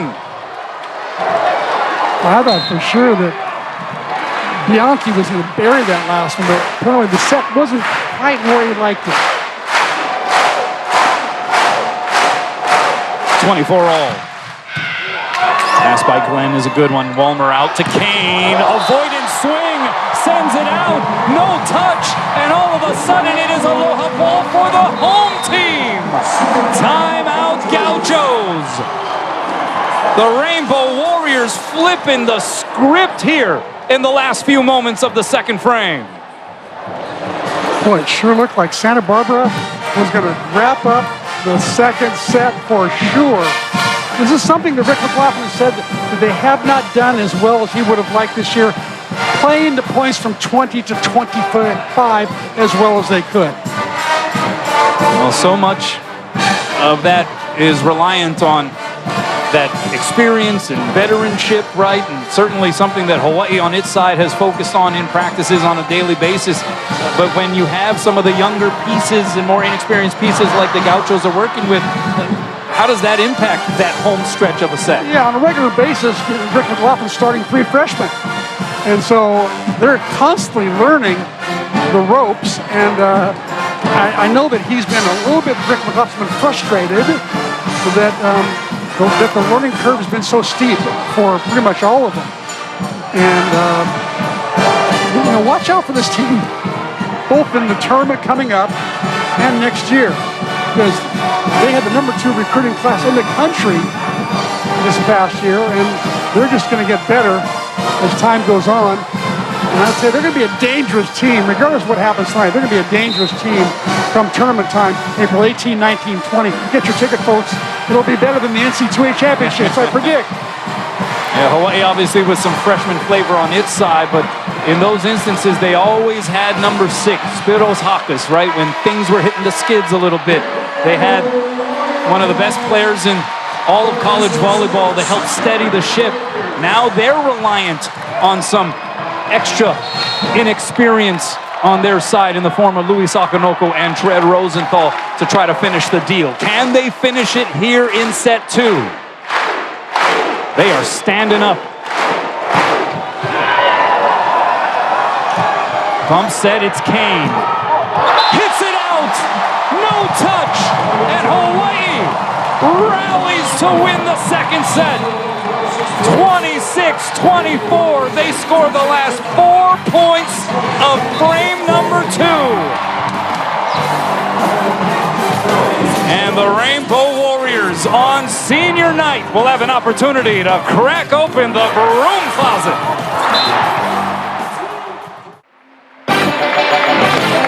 Intermission in Mānoa, Hawaii, leading UC Santa Barbara 2-0, 25-21, 26-24 in that second frame. Scott, James, and Ryan, what a way to end that second set. Hawaii looked like they might be going into intermission tied, but pretty gutsy by UH. Yeah, Hawaii showed a lot of grit there in that second set, and they just proved that they're better when it comes to 20. We saw it last night as well. The match is very close leading up until that 20th point, and then Hawaii takes a really good lead. It just separates those great teams where they work on it a lot of practice and those teams that struggle a little bit under pressure. You know who really came through in the end there was Kurt Neusterer, putting a lot of service pressure. I mean, he did not lay back. He got UC Santa Barbara out of system with 2 very good serves, forced that high ball. So really, Neusterer really coming to play. Again, also another player, Guilherme Boss, again, continues to impress. 6 kills on 8 attempts without an error. Hitting 750. I mean, it's pretty good. Well, let's take a look at some of Boss highlights because, as you said, just being Guilherme like his 756 kills. Guilherme is just doing Guilherme things, and I said it in the pregame show. I think that little extra hype, it being senior night, just adds to it. I think he's elevating a little bit more. His arm swing's coming through a little bit faster tonight, and he's going out with a bang. Both teams not hitting for a great percentage tonight. How come? Yeah, I think one of the things for Hawaii is they're just not necessarily in rhythm, especially on the pins. You can see that there's still some timing issues with Chaz Galloway, as well as Luis Akanoko, as well as with Trent Rosenthal. So we're seeing a lot more attempts that are being added in there, not necessarily kills. And so what that happens is not necessarily an error, but it's just adding to the attempts and bringing down the percentages. Yeah, I agree. And then again, it also talks about the struggle that they're having a little bit with serve receive. They're hitting out of system a lot, being put up in front of 3 big blockers that Santa Barbara puts up. It makes it a little bit more challenging to score points. Overall, though, I think in those stressful situations, they're playing it safe. They're not going for the kill. They're choosing to recycle the ball, if not just put a tip over. Hawaii with 1 service ace, 9 service errors. You got to give some credit this week, and I think UC Santa Barbara has handled Hawaii's serving pretty darn good. Yeah, they really have not only passing, but passing in system, allowing them to run the offense. If you notice, the sets to the outside aren't just a high set. They're trying to run it faster to the pin, beating the seams, and they're able to do that because they're passing well. Santa Barbara has honestly been probably the best passing opponent that we've seen all season in the Stan Sheriff Arena. They look like they're in system above 90%. Only a couple miscues there at the end of the second set, but they're very good ball control team. It also shows in their defense. They're very gritty. They do a really good job of covering and playing those hard-driven balls. Hawaii 1-3 last night. It wasn't easy. It hasn't been easy so far here tonight, but what does UH need to do to finish it off? Well, I think there's a lot of pressure on UC Santa Barbara. No doubt that they really wanted to win that second set, and so they may fold a little. I think one of the important things for Hawaii is just to come out strong and make this a fast night. Yeah, Hawaii's going to have to keep that service pressure that we saw at the end of that second set. They've been a little bit easier with it. I think they keep the same service pressure. They're going to have a good outcome. Well, it's intermission here at Simplify Arena. It's Hawaii up 2 sets to none. Take a break, come back and have more from the corner. Welcome back. Time now for the Pizza Hut match statistics. What stands out to you, C-Mac? What jumps out right away is how poor their offenses were in the first set. They both hit horribly, but luckily Hawaii in the second set hit like 406 and brought their average up to 237 for the match. Blocking Hawaii, doubling up there basically, having another good blocking night. Digging as well, Leo Choi especially, and actually there's 4 or 5 guys that have 4 or 5 digs. And Santa Barbara again serving well with 3 aces, more than Hawaii. That's a surprise. Usually Hawaii leads in that ace category. Yeah, that second set, Hawaii hits 406 compared to 143 for UCSB, and yet the Rainbow Warriors had to pull off a bit of a magic trick to flip it around down the stretch. They had to ward off a couple of set points and then took the last 4 points, in essence, winning 26-24. So this has just been a strange match to explain. Exactly, it really was. Santa Barbara 24-21 looked very strong. I thought they were going to win the second set for sure. Didn't happen. Hawaii put on a nice little run there. Santa Barbara couldn't get their offense going. Jess Bianchi is the one who's leading the way. He's got 10 kills. Half of their kills, by the way, 10 out of their 20 kills came from Bianchi. So I think a few other guys got to step up and really start giving them some offense. Only 3 players for UCSB have kills at all. Meanwhile, 4 players with at least 5 kills for the Rainbow Warriors. Charlie Wade animated here in the huddle prior to this set. You know what he's pointing to? He's pointing to the 9,500 people in here, and he said, "You're not giving their money's worth." I think he's capable of saying something like that. We'll see how Hawaii comes out here in this third frame. Alakai Todd promptly hits it into the net. That's unusual. Usually, if he's going to miss, he usually misses long. He rarely hits him in the bottom of the net. New player out there for the Gauchos at middle, Dane Johnson, 6'7", redshirt junior from Manhattan Beach, California, and Miracosta High School.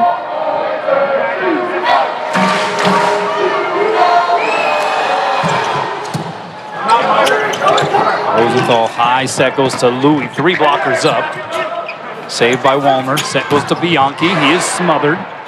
Now let's set the other side, it's Kane. He's blocked by Rosenthal. Now they go back to Bianchi.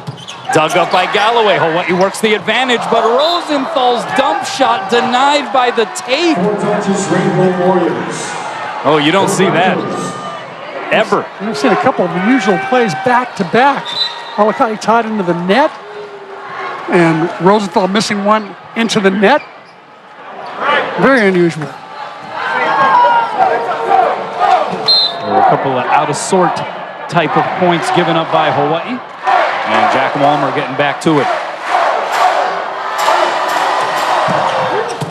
That's a good pass there by Chaz. Here's Voss in the middle. Like clockwork. Jeremy putting up another great night. 7 kills. Still error-free. And still error-free. Hitting 778. Now Rosenthal to serve. And that's a middle set to Johnson. So welcome to the match, Dane Johnson. Playing in just his 17th set of the season.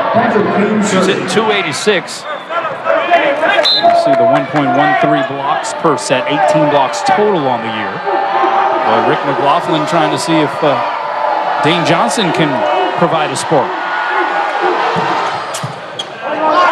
Rosenthal has to chase down the set, goes backside to Sakanoko, avoiding 3 blockers, sends it out. There was no touch. He was trying to scrape the fingertips there. And little miscommunication in the serve-receive game there between Choi and Sakanoko. Yeah, this is something that's going to happen until this group really gets used to playing together. They haven't much because Spiros was in. Now they got new serve receivers in different positions. The serve goes long. That's the 11th service error tonight here for Santa Barbara. So Hawaii, the nation's leader in hitting percentage, 369 on the season. They're hitting $188 for the match. The nation's leader in aces, they have 1 ace here through 2 sets tonight. Backside, here's Bianchi. Blocked right back into his grill by Voss and Galloway.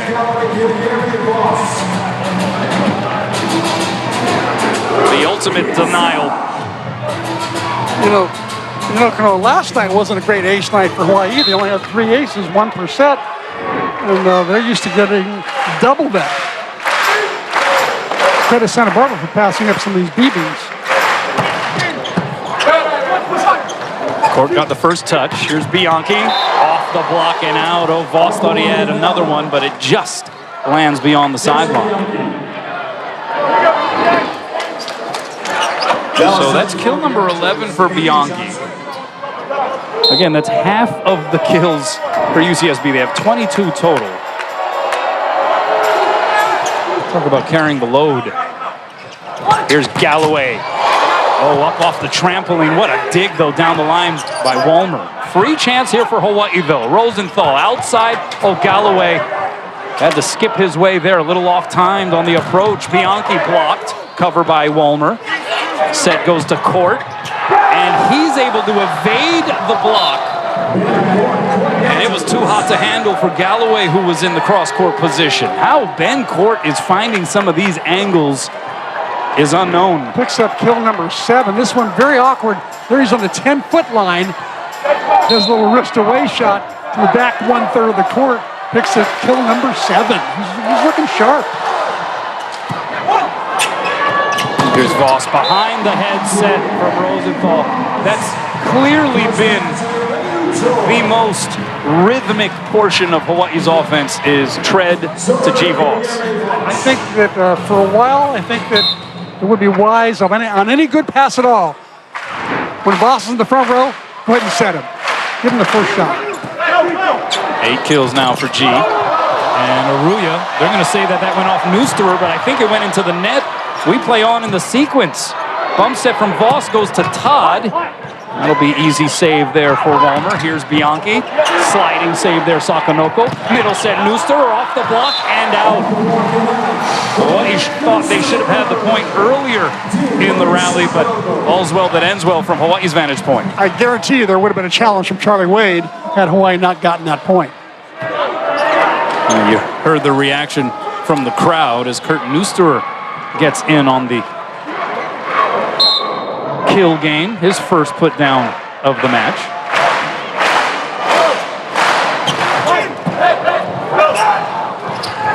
Bianchi off the block and out. So he's got 12 kills on 35 attempts.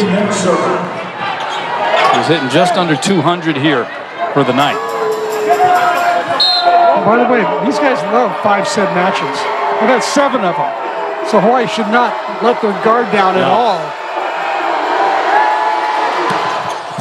Pass by Galloway's on the money. Todd cross court and wide. The block had not formed. He basically had an open court there on that swing.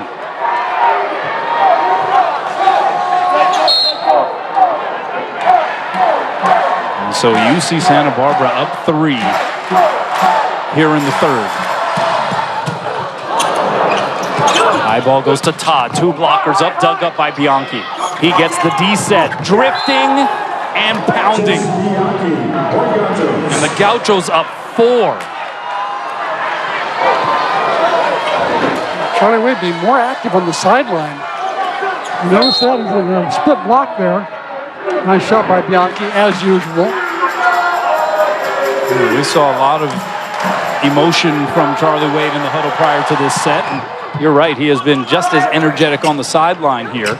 As Galloway couldn't get it down, at least not initially, but finally it does trickle to the Terraflex. And a much-needed point for the Rainbow Warriors. That was the largest lead of the match at 4 points for UC Santa Barbara tonight. And they'll take a few moments to wipe the perspiration off of the deck. Well, they played well. They're passing better. You know, their offense is better, getting spread around a little bit. You saw that first set went to the new middle. Dane Johnson, he got in on the action. So it looks like Walmer might be diversifying things just a little. But I wouldn't stay away from Bianchi for too long. Good hustle from the floor wipers, by the way. You see, they start them young in the floor wiping game. Here's Todd, the jump serve. Oh, it's a good one. Forces the overpass. Rosenthal knows what to do with it. And that gets a rise out of this packed house.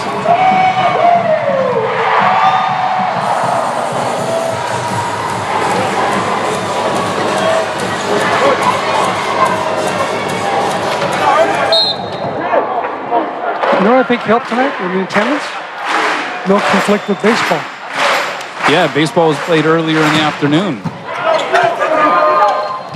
Aruya blocked by Nooster. Good timing there by Kurt. Tip shot. 2-hand save there. Todd outside. Galloway up the ladder and down the chute. And Hawaii within 1. They've scored the last 3. Great set from Trent Rosenthal, keeping the ball a little bit off the net for Galloway so he can get a good swing at it. Got some action there on the middle blocker. Good swing. Starting with these Alaka'i Todd serves, though, getting UC Santa Barbara a bit out of system. And it has tilted the scales a bit in Hawaii's advantage. Another good serve. That's a pass, though, by Kane. Middle set, Aruya.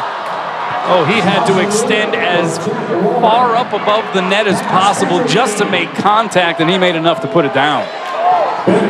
This guy is going to be a problem going forward. Number 3 recruit in the country, according to Volleyball magazine last year. And Rick McLaughlin was lucky enough to get him.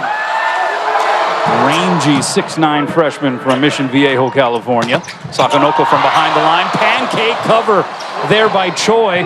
And then Galloway with 2 hands got stuffed. UCSB block, point Gauchos. Gauchos in control of that entire rally. Give the last block to Josh Aruya, Jack Walmer, and Patrick Kane. And Hawaii just experiencing, CMAC, what appears to be some timing issues on a lot of these plays. Yeah, fits and starts, getting used to what the tempo is going to be, how far the ball is going to be off the net, how fast the ball is going to get to the outside.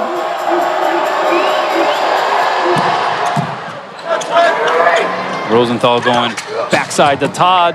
2-hand falling to the floor, saved there by Court. Here's Kane, and he hits the line judge. And what's your rule, C-Mac? My rule is if it hits the line judge, the ball is out, especially if the line judge is outside the court.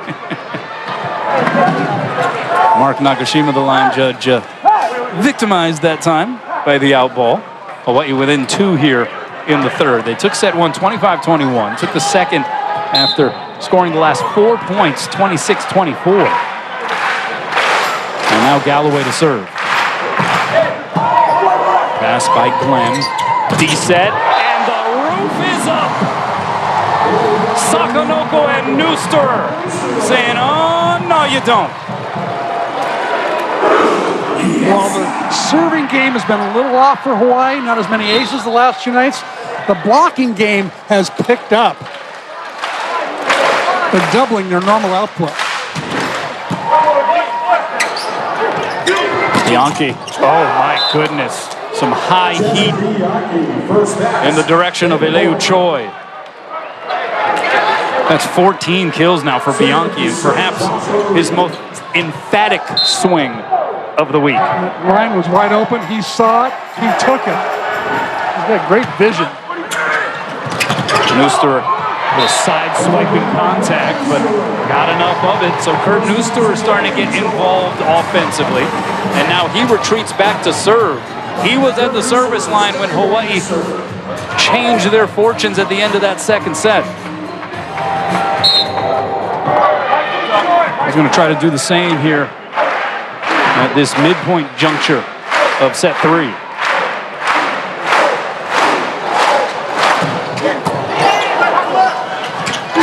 Here's Bianchi from behind the line, had to go over the block.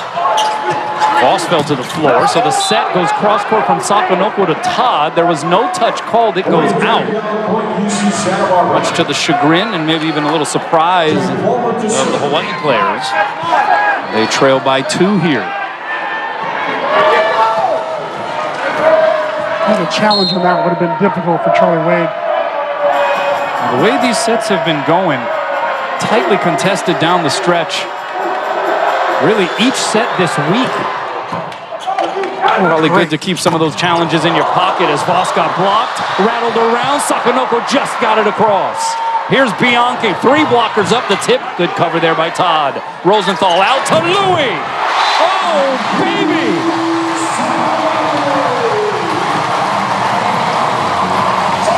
Oh, Louis just unloaded there. Wow. This does to Kane, knocks him over. Oh, he caught himself. That was some TNT from Sakonoko. 12 serving 13.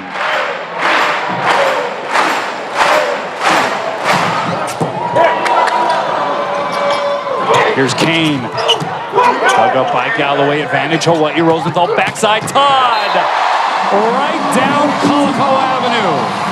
And we are knotted up at 13. Pops. Loving it, I believe. I think so. Along with probably 20 other family and friends that are up there. A little bit of a poker face from Dad James. Yeah.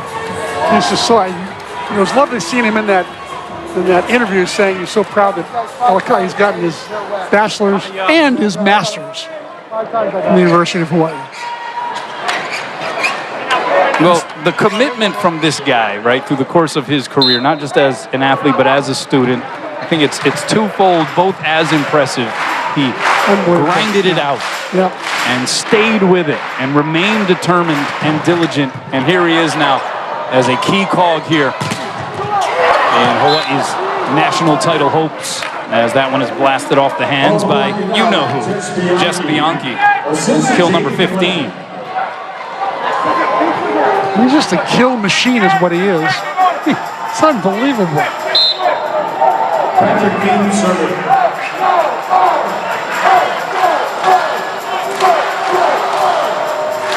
Here it comes from Kane. 14 serving 13. First touch by Eleu. High ball circles to Todd. It drifted a little bit. Nudged it past the block. Set from Glenn goes to Bianchi, through and down. And so UCSB gets to 15 first. That has been the story each set tonight.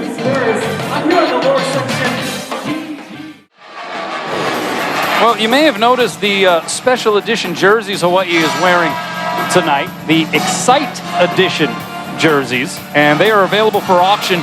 You can scan the QR code on your screen, or you can go to uhevent.com to bid for these unique jerseys. Whole team wearing it tonight. Eleu Choi wore it as the libero last night. And the auction will close at 10:30 p.m. tonight, so get to it still some time to get your bids in. Out of the timeout, 15 serving 13, and the Gauchos gift Hawaii a point. Here's a great offensive number for you, Kanoa. Jess Bianchi is 6 kills already. We're only halfway through this third set. He's already got 6. The average is 4.9, I think, or 4.8. Outside, it's Court, able to tool the Todd block. How about these numbers, C-Mac? Tickets issued tonight, season high. You called it, 9,654. Through the turnstile, 8,924. But you know what? It looks like it's full. It's packed. Here's Voss. Oh, that is a beauty. That was a boss hit. I'm telling you, that little back quick from Rosenthal to Voss is now becoming a habit. 15 serving 16. Guilherme Voss now on senior night with 9 kills, no errors. Serves it long. You know why? He saw all the passers up on the 3-meter line. He said, I'm going with my jumper this. I'm going to just hammer it. He really would have caught him off guard had that thing gone in, I'm telling you. They were expecting the jump float. So now the dangerous Jess Bianchi to serve. That is golden from Eleu, and then Sakanoko head hunting again from the back row. Some high cheddar that time in the direction of Bianchi. Louis once again checking to make sure that Bianchi's okay. Louis constantly checking on the other team to make sure they're not hurt. Nobody's hurt on the other side. Man. Oh my goodness. You defend Louis Sakanoko at your own risk. Bianchi, how about that shot? That was just a wicked wrist away angle. Oh, he's got 7 kills. He averages 4.9. We're not even done. 17 kills for the match. Yeah, he is amazing.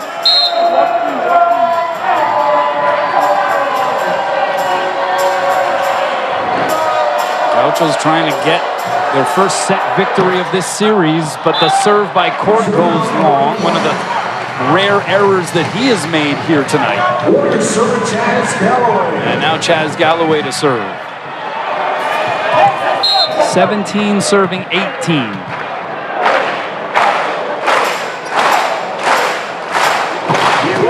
Scrapes the net. Here's Bianchi. Same angle, same result. You know why he's getting away with that? He hit one down the line and almost took Leo Choi's head off. So now the block is blocking line, giving this guy right here lots of cross court to hit. And he's thriving on it. 18 kills on 44 swings. So that's 8 kills in this set as we continue to keep the tally. Yeah. Served by Lang.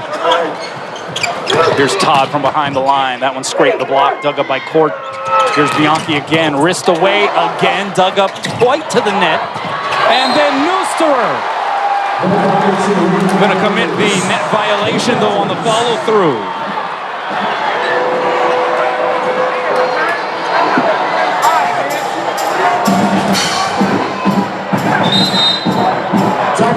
Bird was just so intent on putting that ball down, a little over anxious.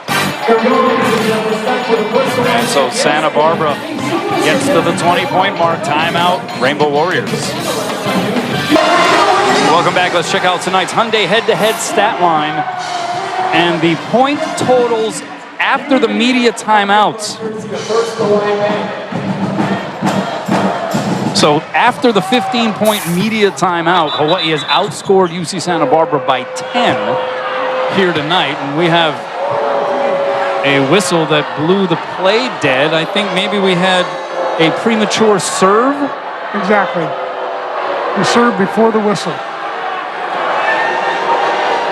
Ray Mink, the R1, whistling that one to a close. And so they'll try it again. UCSB down 0-2 in the match, but up 3 here. Pass by Choi, tight to the antenna. The block there as Rosenthal tried the dump shot. Now Sakonoko off the bump set. Gauchos will play it back. It's Bianchi. He has been impossible to stop here in set 3. His 9th kill of the frame, 19th overall in the match.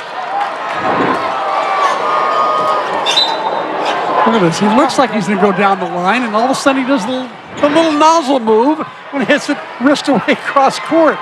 He's just amazing. He's done that 3 straight times, and so if you're Hawaii, do you make the adjustment on the block? And, of course, then you're in danger of opening up the line again. And Leo Choi's head is in danger. Leo Choi would have to get a helmet. 46 attempts for Just Bianchi here tonight. Played beach volleyball when he was a kid, so has a little bit of that overall IQ. Here is Sakonoko, blocked back.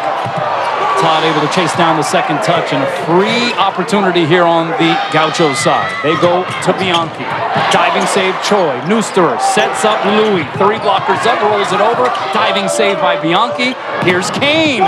It goes off the dome of Neusterer and back onto the Gaucho side. Again Kane, blocked but out by Rosenthal. And the Gauchos have snatched control. 4 straight points. Up by 5, their largest lead of the night. And the Rainbow Warriors are going to signal for another timeout. Well, we just showed that graphic. Hawaii has played particularly well after the media timeout, and even better after UC Santa Barbara would get to the 20-point mark. That hasn't been the case yet here in the third, though. Exactly. You got to give a lot of credit to Santa Barbara for being resilient, coming off the mat, basically, and saying, you know what, we're going to show you we can play the points between 20 and 25 better than we have the last 2 nights. Well, it was an incredibly chicken skin moment, probably emotional for some, when Spiros Hakas was introduced as one of the starters prior to the match tonight. A standing ovation, and Ryan Kalesuji is with a member of the Spiros Hakas family. Ryan. That's right. Joining me now here live in the stands is George Hakas. I have to ask you, what was it like when you heard your son's name announced at the beginning and the eruption of excitement that the fans showed for your son? First of all, I want to thank you, all the people of Hawaii here, all the staff, especially James Associates and his father. It is amazing to be here, even the band circumstances from Spiros. I think it's strong, and at the end of 7 months, it'll be okay. Yeah. Well, thank you so much. I'm glad you could be here to watch and be a part of tonight. Thank you so much. Thank you. Back over to you guys. Hey, thanks a lot, Ryan. It's great to see Hakas' family in the house. This was his reaction. And the crowd's reaction, you can see a standing ovation.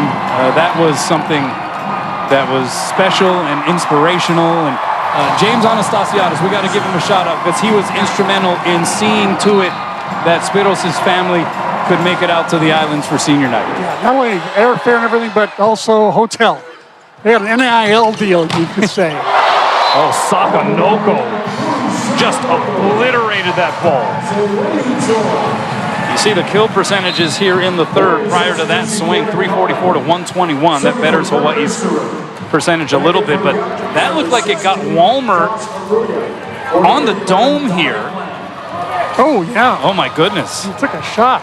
And so Walmer, some redness in the face, and Louis checking on him after. So that one going to sting for a moment for sure. They'll serve down the line by Kevin Calling, misses wide, and so now UCSB 2 points away from extending this match. Sakonoko into double figures in kills. He has 10 here to lead Hawaii. And Walmer, who just got buzzed by that Sakonoko swing moments ago, back to serve.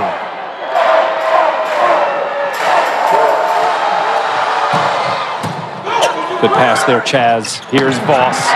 Got it down again. I think you're going to see pretty much every perfect pass when the boss is in the front row. He's going to get the ball. You're crazy not to when a guy's hitting like 700. Yeah, how about 769 with 10 kills? 13 attempts, no errors. Rosenthal, Hawaii needs a run in a big way. Backside, it's Kane, blocked by Sakonoko. They go back to Kane. That time, missed it wide, tried to avoid the block. Hawaii gets to 20. They're down 3. Rick McLaughlin has 2 timeouts. I guarantee he'll use both of them before Hawaii can get into a tie. Yeah, I think if Hawaii even wins this point, we might see one here. Absolutely, 100%. 20 serving 23.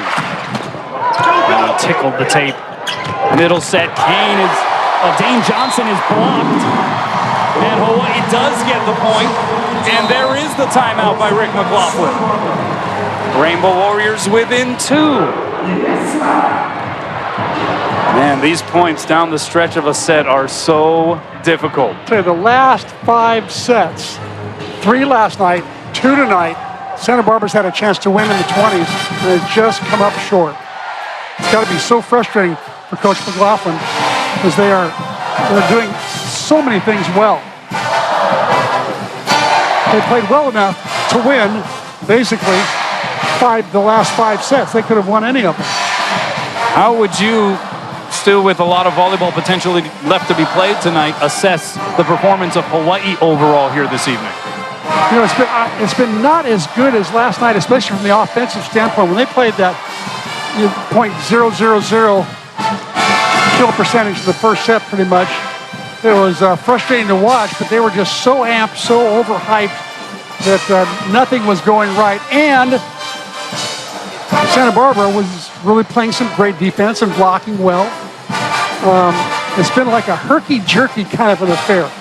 Hawaii playing, looking really sharp at some moments, and other moments not looking so great.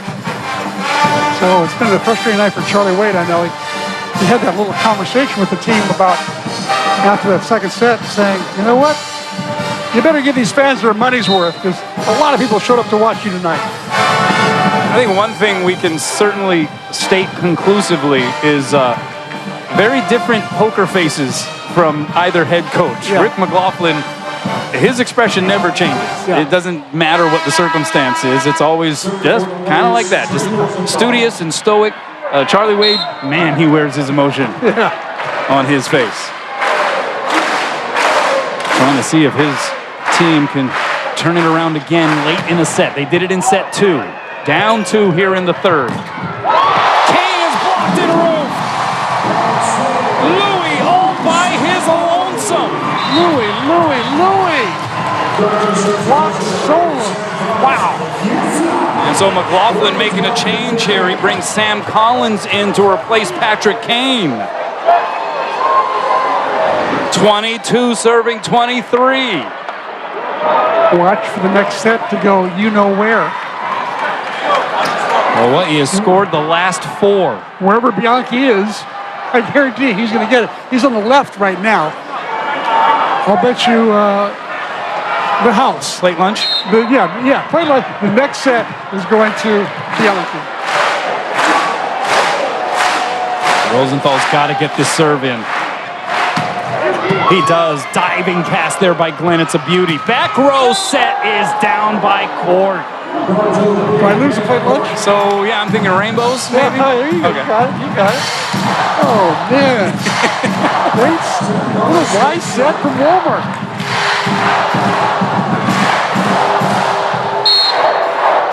So aloha ball here in the 3rd for the Gauchos, and it is Sam Collins, who was used last night as a serving sub,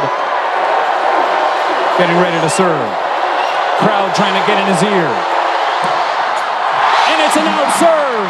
And Hawaii's not pow yet in set 3.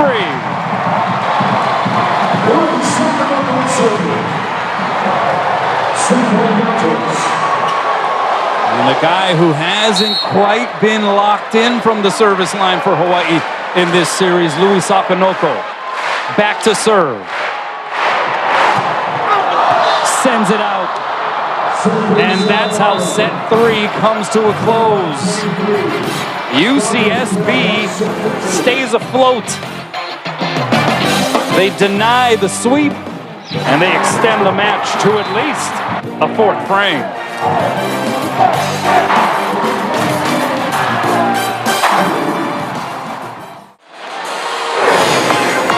Welcome back. Well, that 3rd set was all about Jess Bianchi, who has a match-high 19 kills, 10 more than the next closest hitter on the UCSB side, but he took over in the 3rd C-match. Yeah, he had 9 kills just in the 3rd. He averages over 4.5, so he basically doubled his offensive output just in that one set. 2 errors, 20 swings in that 3rd set. Santa Barbara hits 243 to Hawaii's 171. Again, the offense is now going paltry again like they did in the 1st set.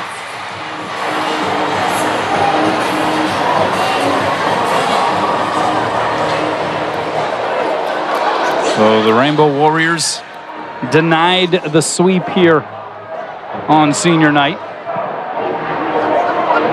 And they once again find that traction here in this 4th frame coming up. There seems to be a bit of a disjointed nature to this match overall. Certainly, both sides have experienced some of that, but some uncharacteristic and even at times inexplicable timing and even execution errors on the Hawaii side of the net. Yeah, very, very unusual, although some of it to be expected when you go through a major lineup change like they have. It is Tread Rosenthal who will get us started here in the 4th. Walmer over on 2, sniffed out their diving style by Tread. Set to Todd from Galloway. Court with the 2-hand save. Here's Bianchi. Dug up by Rosenthal that time. Jump set from Eleu Choi. Todd soft touches it over. Bianchi a 2nd time. Blocked and roofed. G-Voss not letting that one pass. G-Voss, formerly of the Brazilian junior national team and national team, and Sugar Land, Texas. What a route he's taken, huh? Yeah, to get here to Hawaii. Lived in Texas for a half dozen years. Engineering major. Bianchi. There was a solo block attempt there by Sakanoko, and Bianchi won the battle. So that's kill number 20 for Bianchi. You know, when you look at him, he's not imposing looking, is he? When you look at him, not big biceps, not big thighs, not big calves. But boy, what a show he's putting on. He can play the game. That's for sure. Walner into the twine. These haven't been particularly long matches. Last night was a 3-set match that went Hawaii's way. We're in set 4 here tonight, but they've been so fiercely competitive that you wonder even if the fatigue factor makes its presence felt at some point. As Bianchi this time from the outside position is able to win the matchup. The serve doesn't matter where he gets set, does it? Left, right. In the parking lot. Back row, parking lot. He gets kill after kill. Patrick Kane, who got subbed out in that 3rd frame, back in on the serve. Todd off the block and out. And we are going back and forth seesaw-like here in set 4. Todd up to 9 kills. Dane Johnson starting to build again in this set. Here's the 3 passers for Santa Barbara up on the 3-meter line. We'll see if G-Voss fakes him out and does his jump serve.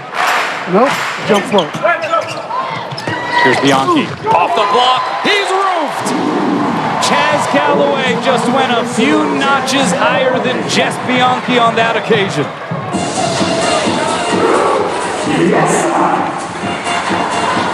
That was a great set from Walmer, by the way. I thought he was going to be a one-on-one, and sure enough, it is basically a one-on-one.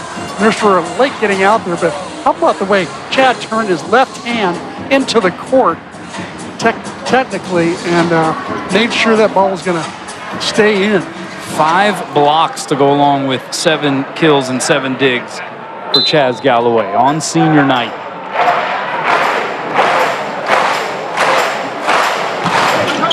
And Voss, did he get it down? No, that one just drifted long. Not out by much. But you alluded to it in the last set. Serve receive pressed so far up on the Santa Barbara side. Voss trying to take advantage and go over the top of it. When they're teasing you by doing that. Rosenthal falls to the floor, sets up Galloway. The dig there by Kane. Outside, it's Court. Tip shot, diving save Chaz. High ball goes to Todd. 3 blockers waiting. And they were ready, willing, and able. Josh Aruya in the middle of it all. Well-formed block. Aruya got most, if not all of that.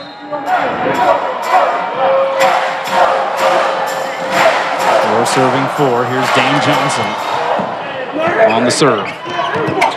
Todd going high hands. Gauchos will play it back.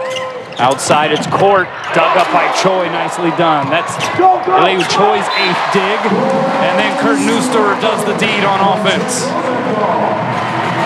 Great dig from Leu Choi to keep that rally alive.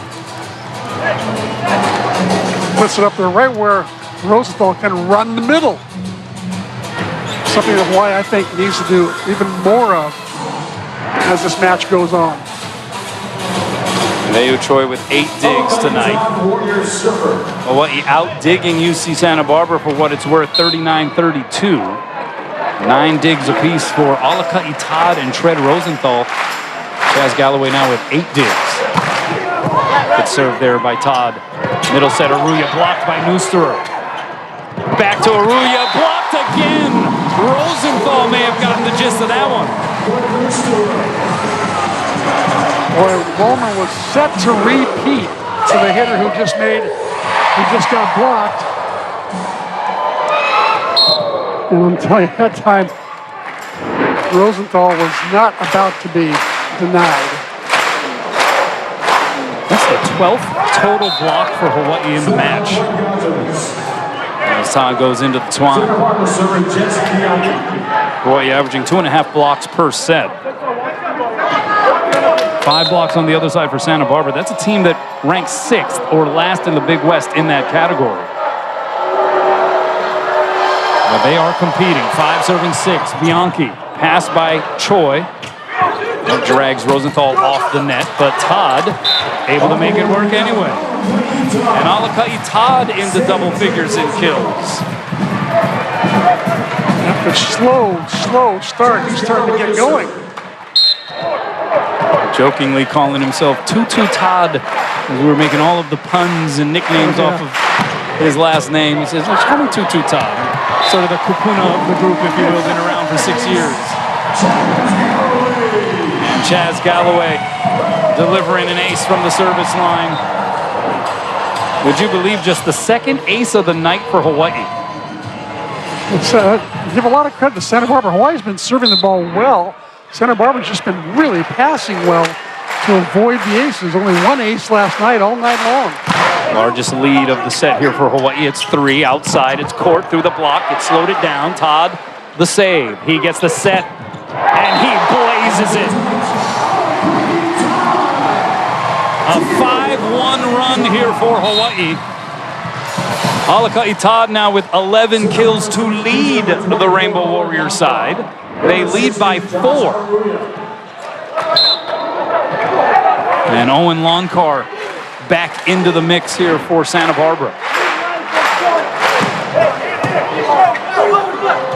Outside, it's Court through the block and down. Ben Court. He adds his name to the list of guys with double-figure kills. Jaden Glenn, as libero, has just done a terrific job of passing the ball up so that close to that inside the 3-meter line. So more often than not, Jack Walmer can run a good offense. And Court goes into the string. So Hawaii has the momentum here. This first stretch of set number 4. And Kurt Neuster helped them maintain it. Hawaii hitting .333. UCSB triple zeros at the moment.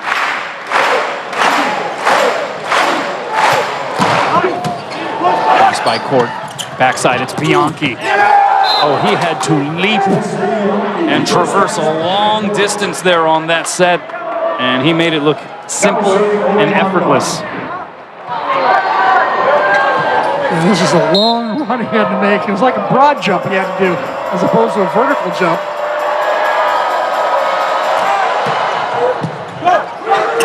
Rosenthal going middle to Voss was a little low, and G made it work anyway. He has such great vision. He knows if the set is off, he's going to make sure he keeps the ball in play. That's one of the reasons why he has a 5.29 average for this year. Full name, Guilherme Voss Messias dos Santos. G. Voss is the way we like to go. If you're not going to get much resistance up against Jess Bianchi, then, like you said, find a helmet. Yeah. There was not really a block to be seen on that sequence. 23 kills now for Bianchi.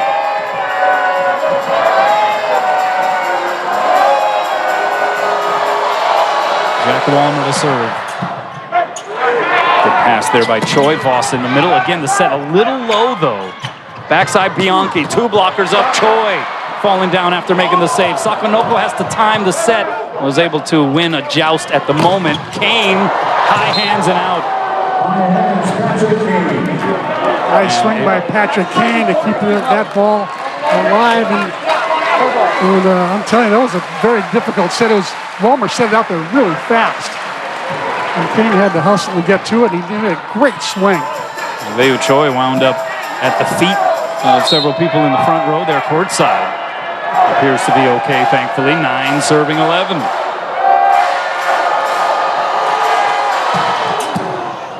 Overpass. Advantage Gauchos. Walmer. Back row to Court. He gets it in.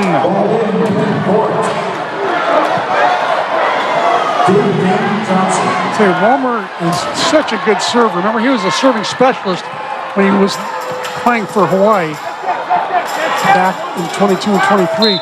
And they respect him so much. They've got 4 passers instead of 3. And the 4th passer there is Alakai Todd. That's who he served last time. 3 straight points for the Gauchos. Sakonoko gets it on the opposite side. Heavy-handed swing. What a save by Court. Bianchi off the set. Split the uprights of the block. And Santa Barbara has come all the way back to tie it up here in the 4th. Charlie Wade wants a timeout. 11 all. Gauchos coming.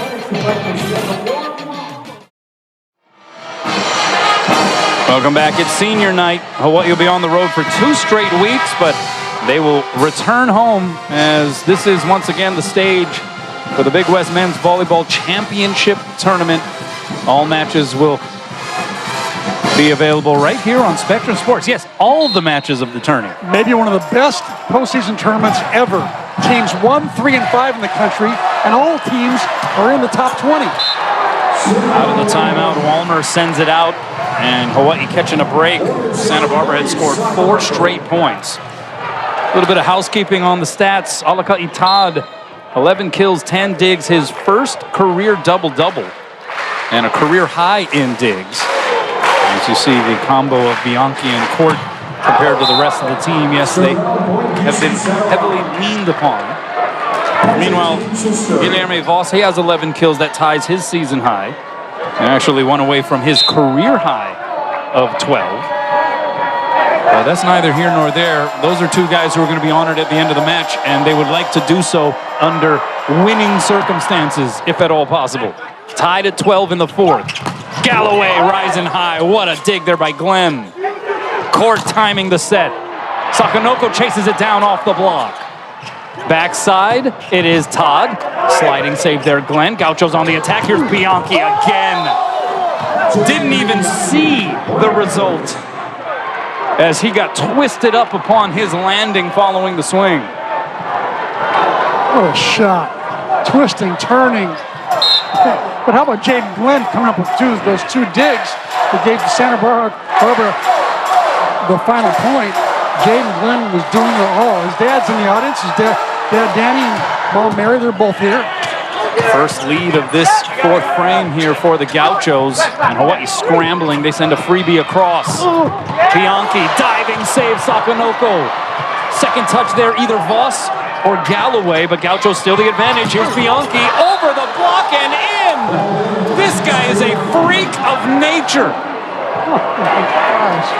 He's doing it in so many different ways. Only substitution from Chaz Galloway. And we're going to have a sub here for Hawaii. Keone Thim comes in to replace Chaz Galloway.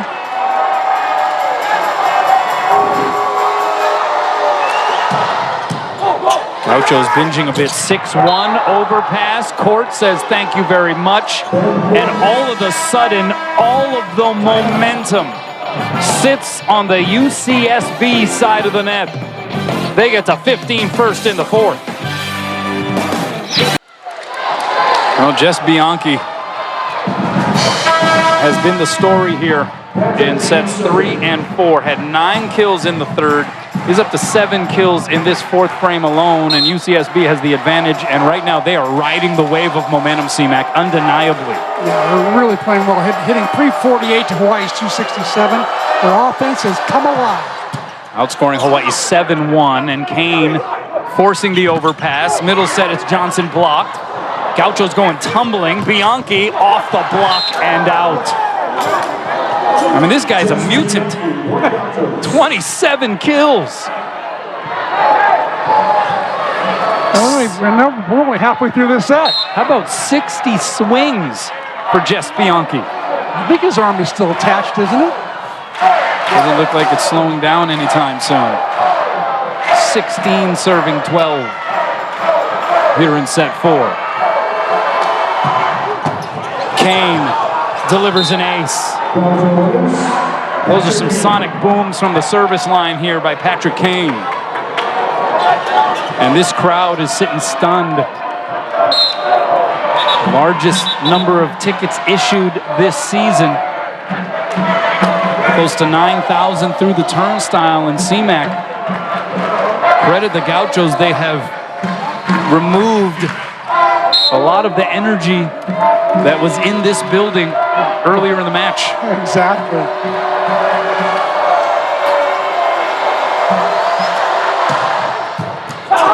Another tough serve. Hawaii way out of system. Thim off the net, saved by Kane. Gauchos going back to guess who? Bianchi, but this time, Hawaii gets the better of them. Guilherme Voss jumping up next to Keone Thim, turning it back. Boy, it took a long time to stop the bleeding. Santa Barbara on a major run, and they're doing it on the backs of Jess Bianchi. So Hawaii needs a run of its own here. Court. Well, if it's not Bianchi, it's Ben Court, who now has 13 kills.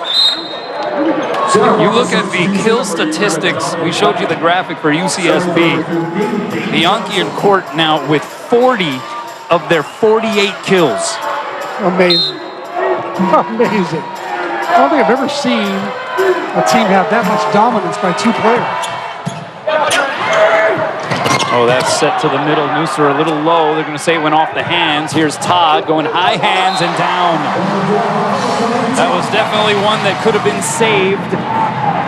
The Gauchos miscommunication there. And so now Alaka'i Todd will serve.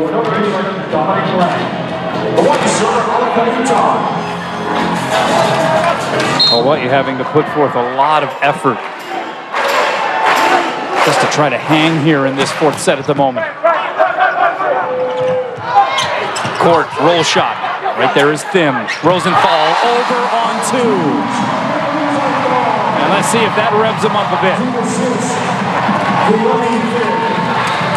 Bob was wanting a lift called, not going to get it.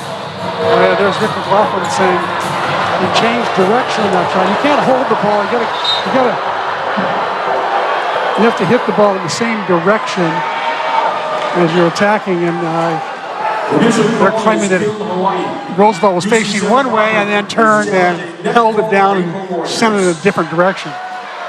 Now, you can't challenge that. What you can challenge, though, is what appears to be what Rick McLaughlin is thinking, a net violation there, perhaps on that dump over by Fred Rosenthal. And I thought the ball was the thing that was shaking the net, but we'll see.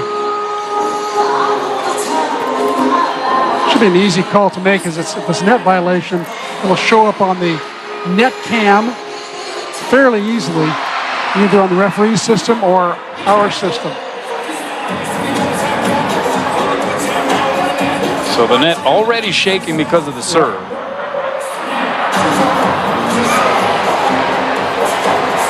Nothing there on the Hawaii side, so here it would be. Right here. No chance. Not even close. Not even close. But again, McLaughlin figuring that's the only area of that sequence that we could challenge. And maybe just trying to make a point.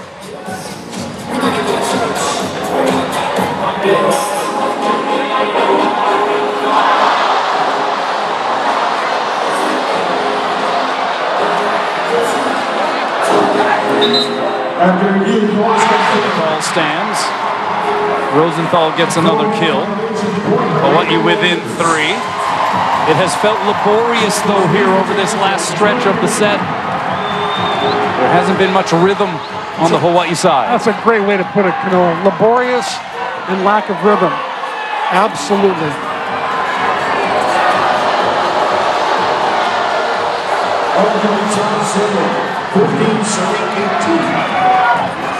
Crowd none too pleased with the stalling in the action. This is where 9,000 fans can make a difference and will this team to victory. Good serve there by Todd. Outside, it's Court, had the left-handed over, got blocked, and it goes down. Give a roof to Rosenthal and Nooster. And Hawaii within 2. Gauchos led by as many as 5. Hawaii has scored the last 3. Again, some moments being taken to wipe perspiration off of the floor. These guys on both sides of the net have been exerting so much.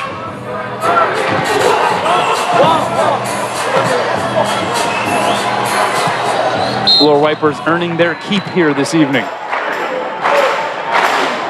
16 serving 18. Into the net it goes. He's trying so hard to keep that one in, and dropping a looper over into area 2, just over the net. Not to be. So now it's going to be Bianchi.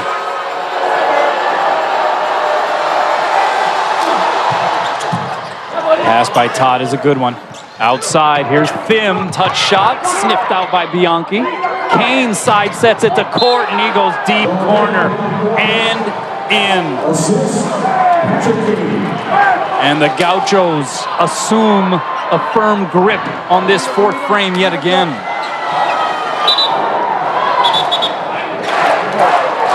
Court has really been tough at the net, hasn't he? He's only committed 2 errors all night long to 33 swings. That's pretty good. Getting a hefty 364. Both teams hitting 300 in this set. Exactly 300. But it's Santa Barbara by 4. That toss was a little off there for Bianchi. Todd explodes on the set, but he sends it out.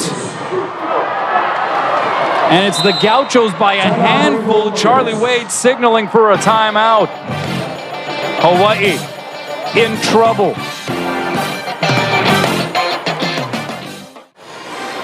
Well, Ben Court, 14 kills, hitting 364.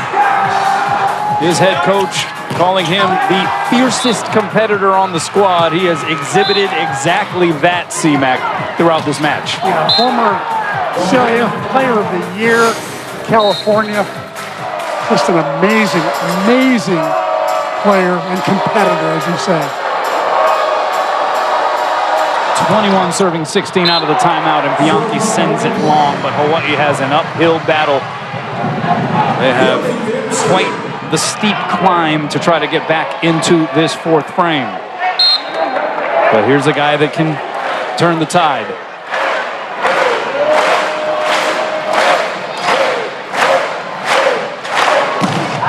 Sends it out. You know, getting back to Ben Court, we've mentioned UC Santa Barbara has played a disproportionate amount of 5-set matches this year. 7 total. They're 3 and 4 in those 5-setters. But Rick McLaughlin saying number 7 right here, Ben Court, maybe the main reason why they've been able to push matches to a 5th set. He's just a guy whose competitive spirit is able to inspire the rest of his team. And there he goes, sliding for that second touch to keep the sequence alive. Rosenthal going D-set to Todd. What a dig there by Glenn. Bianchi against 3 blockers. And there is nothing that can stop this guy at the moment. 28 kills. He is a puzzle that Hawaii cannot solve. Great dig there by Jaden Glenn once again. And there's the puzzle man. Oh man, he's got to admit, he's really fun to watch because he's gotten kills in every kind of way tonight. Could be a Big West Offensive Player of the Week honor in the not too far future for number 2, Jess Bianchi. Sakanoko!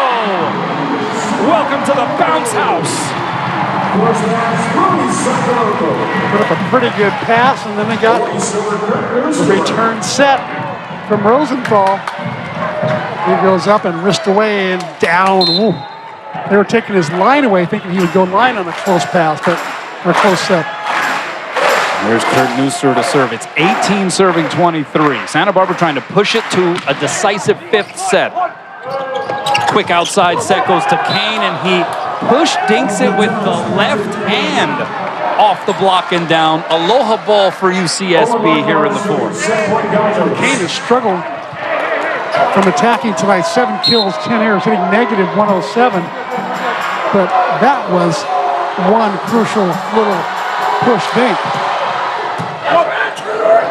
Outside, Sakanoko. Oh, that is some straight fire coming off the palm of the freshman Frenchman.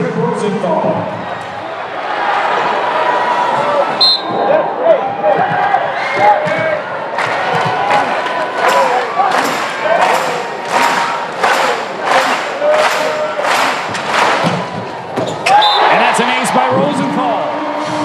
Hawaii making some late set noise again. All we need is 4 more aces from Rosenthal, they'll be fine. It remains Aloha ball for the Gauchos.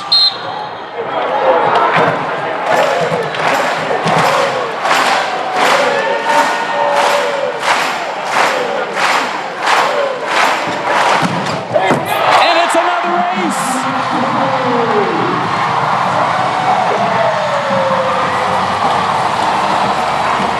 Rick McLaughlin signaling for a timeout. There still could be a little tread in the tires for Hawaii here in set 4. Welcome back. 4th set point coming up here for UCSB. Tread Rosenthal, back-to-back aces. Hawaii still trailing by 3, though, here on senior night. See Spiros Hakas there behind the Hawaii bench trying to support his teammates, and out of the timeout, Rosenthal sends it into the netting. And we are playing a 5th on senior night. Hawaii and UCSB playing for the 99th time. And it will come down to this.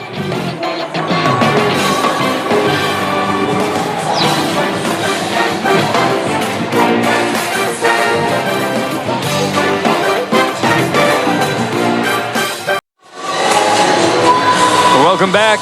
Journey, Don't Stop Believing, playing over the PA system here.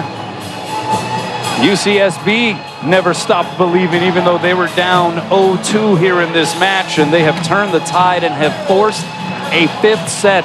It has been a herky-jerky type of performance on the Hawaii side of the net. 18 service errors, 21 hitting errors, and hitting 227 for the match compared to 183 for the Gauchos, but UCSB hit 344 in that 4th frame. And so here we go, C-Mac. You have Santa Barbara playing in its 8th 5-set match. They're 3-4 in their previous 7. On the Hawaii side, Rainbow Warriors playing in their 4th 5-set match. They're 1-2. Should be interesting. I'll be interested to see what lineups come out for each team, because I think that I wonder if the big question will be, will Chaz Galloway re-enter for Keone Phim, so they go back to their original lineup? So Chaz has had a chance to take a breather, or will Keone Phim stay out there? One of the major storylines here in this match, the dominance of Just Bianchi. 28 kills on 62 swings. And if he's the Batman, his Robin has been Ben Court, who has 14 kills. So between them, you're talking about 42 of UC Santa Barbara's 51 kills have come from those two members of the dynamic duo. I don't think I've ever seen a dominance like that of 2 players in the kill category in a long time. And so how does Hawaii muster up the momentum, C-Mac? You got to score early in this 5th frame, right? Yeah, and I think that Charlie Wade has intentionally put Keone Phim in the server's box to start this 5th set off, hoping he can get an ace or an out-of-system pass and get an early lead. And maybe when he gets in the front row, we may see Chaz Galloway again, or we may see Chaz Galloway earlier for stabilizing the passing pattern. We'll see.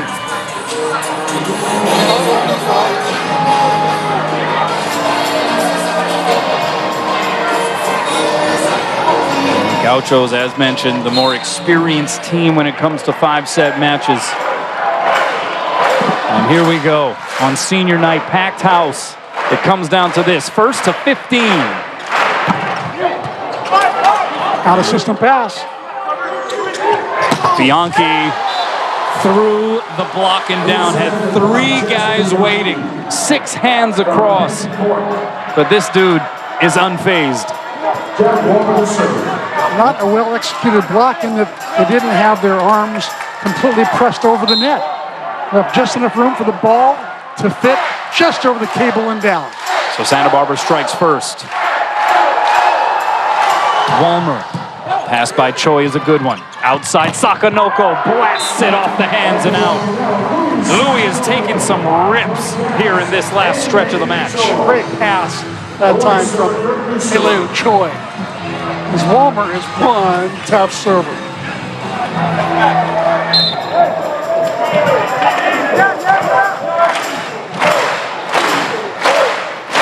Here's Kurt Neuster.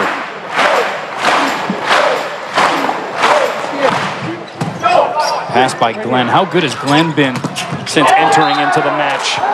As Ben Court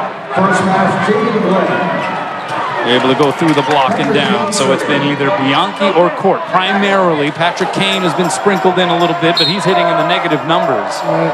Jaden Glenn, last night there was one libero, and tonight there's a different libero. Joe Wallace was last night. High ball set, Louis. 3 blockers up, and it does not matter. Oh, he's stepping it up, isn't he? He wants to be the Bianchi for his team. Just set me, I'll get it down. Those have been some explosions off of his palm here. Last few sets that have gone his way. 2 serving 2. Walmer going outside the court. Dug up by Choi. Rosenthal out to Louis. What a dig by Court. Backside is Bianchi off the block and rope. Sakanoko and G. Voss throwing it back. How about the digs in that rally? Court popping up a Sakanoko swing. I think Leo Choi got one as well. But here's the block to end the rally. Sakanoko with his fingerprints all over the last stretch here for the Rainbow Warriors. Meanwhile, the soft touchdown by Dane Johnson. Well, Dean Johnson hasn't gotten a whole lot of sets tonight. As a matter of fact, that was only his fourth. But he's made good use of it. He's got 2 kills and 4 swings. He is back to serve. 3 all here in the 5th. Rosenthal going backside. It's Sakanoko. Rips it through the block and down. Oh, Louis has a little pep in his step here. He does. He's looking sharp. Service line been a bit of an adventure for number 23 here this evening, though. See if he can find the range. With 3 service errors and no ace. Oh, that was some heavy smoke. How about an ace there? A surgical strike by Sakanoko, and Hawaii up 2.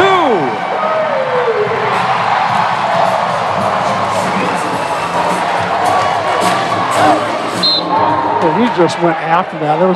That was not a Louis keep it in kind of serve. That was a Louis, I'm going to ace you serve. Took something off that time. Backside Bianchi. Past the block and down. He's got a 30 burger. 30 kills for Jess Bianchi. And he's got that nasty serve coming up here. Boy, he's really got to be prepared. He'll pass 4 with 4 players this time. No, just 3. Season high in kills for Bianchi. Pass by Choi's a good one. Voss putting it home. For the little Choi all the credit there. That was a tough serve. Choi gave Roosevelt a chance to set the middle. And when he set the middle with Voss, it's a pretty good chance. Even with 3 blockers up, he's going to get the kill. So Voss with the 12 kills, that matches his career high. Walmer going up to Court. Punched up in the air by Thim. Thim gets the set on the outside, and he unleashes the Thim Reaper.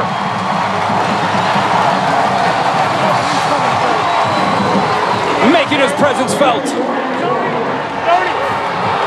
I think this man, Rick McLaughlin's talking about Rosenthal going under the net, but I don't think there was any Gauchos nearby. But clearly Rosenthal did go under.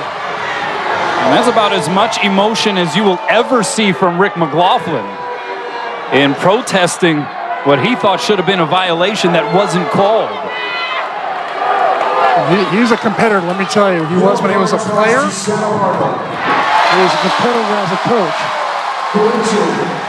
Your guard is charged to Hawaii.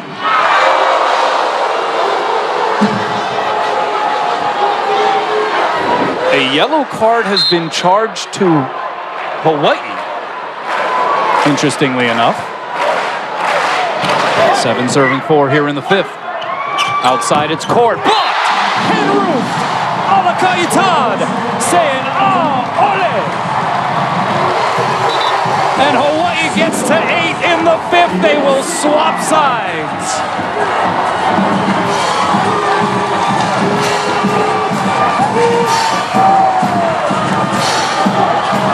That was one impressive block by Alakaitad. Had the savvy and the smarts to turn that right hand in, turn that ball back into the court. Oh, the hand of Todd. Yes. At just the right time. So help me, Todd.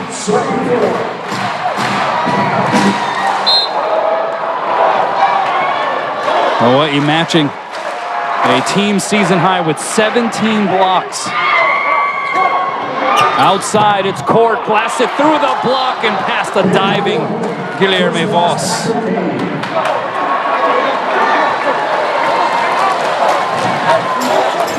Works that one and keeps the Santa Barbara in those 5 setters, or gets them into the 5 setters at least. Big hammer there, hard hammer. You see the energy that he brings, a level of intensity. And here he is at the service line. 5 serving 8. Two-hand pass by Thim. Outside, Keone through the block, punched up in the air by Kane, rattled around and returned. Rosenthal with options, back out to Thim. Gets it down to the floor.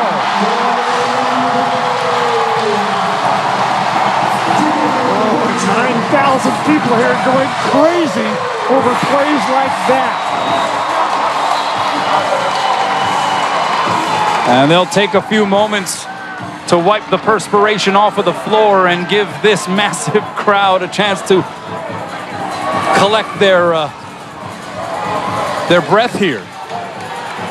Does anybody celebrate with more intensity than Keone Thim? No. We were just talking about Ben Cord being that fierce competitor on the Santa Barbara side. That's a blue steel look right there from Keone Thim. Yeah, for sure. 9 serving 5. Here it comes from Alakai.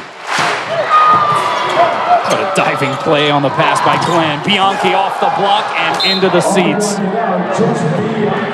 He has been wearing the superhero cape all evening. And just unassuming about the whole thing. Yeah, very calm, cool, collected. Owen Longcar now. Serving it across. Good pass there, Choi. Outside, Thim! Off the high hands, punched up in the air by Cord. Walmer going against the grain. 2-hand over by Bianchi. Advantage Hawaii. Rosenthal blocked! Plays it off the net and sends it back over. And they are going to call a violation against Hawaii. And it's going to be a point for the Gauchos, and Tread Rosenthal going to try to get clarification from Wayne Lee. Not sure what the call was. If they're saying that one of the Hawaii players went under the net. But Charlie Wade a little confused, and so are the fans. I'm not sure what that was. Let's see. There's Tread. Oh, that was the third contact. Well, Louis Sakanoko diving across that might have been that center line is what Wayne Lee was looking at. And there was a Gaucho player in the area, which is key in that call. 7 serving 9. Pass by Louis on the money. And that time Rosenthal does not get denied. Well, they knew it was coming. The blockers were up there. They scouted Rosenthal. He knows he likes to do that. And that time he got the better of him. The prior one, Gauchos were all over him. Hawaii hitting .545 here in the 5th. Thim to serve. What a serve it was. Set goes to Kane, off the block, punched up in the air by Thim. And Rosenthal had nothing to do but just send it across. Backside Bianchi, dug up by Thim over the net. And it'll be another kill. Jess Bianchi strikes again. Keone Thim was all over the creation on that sequence. Bianchi with 32 kills now in 67 swings. Check to see if his arm is still attached. Will you please, Canoa? I mean, is he even breaking a sweat? Really doesn't look like he is.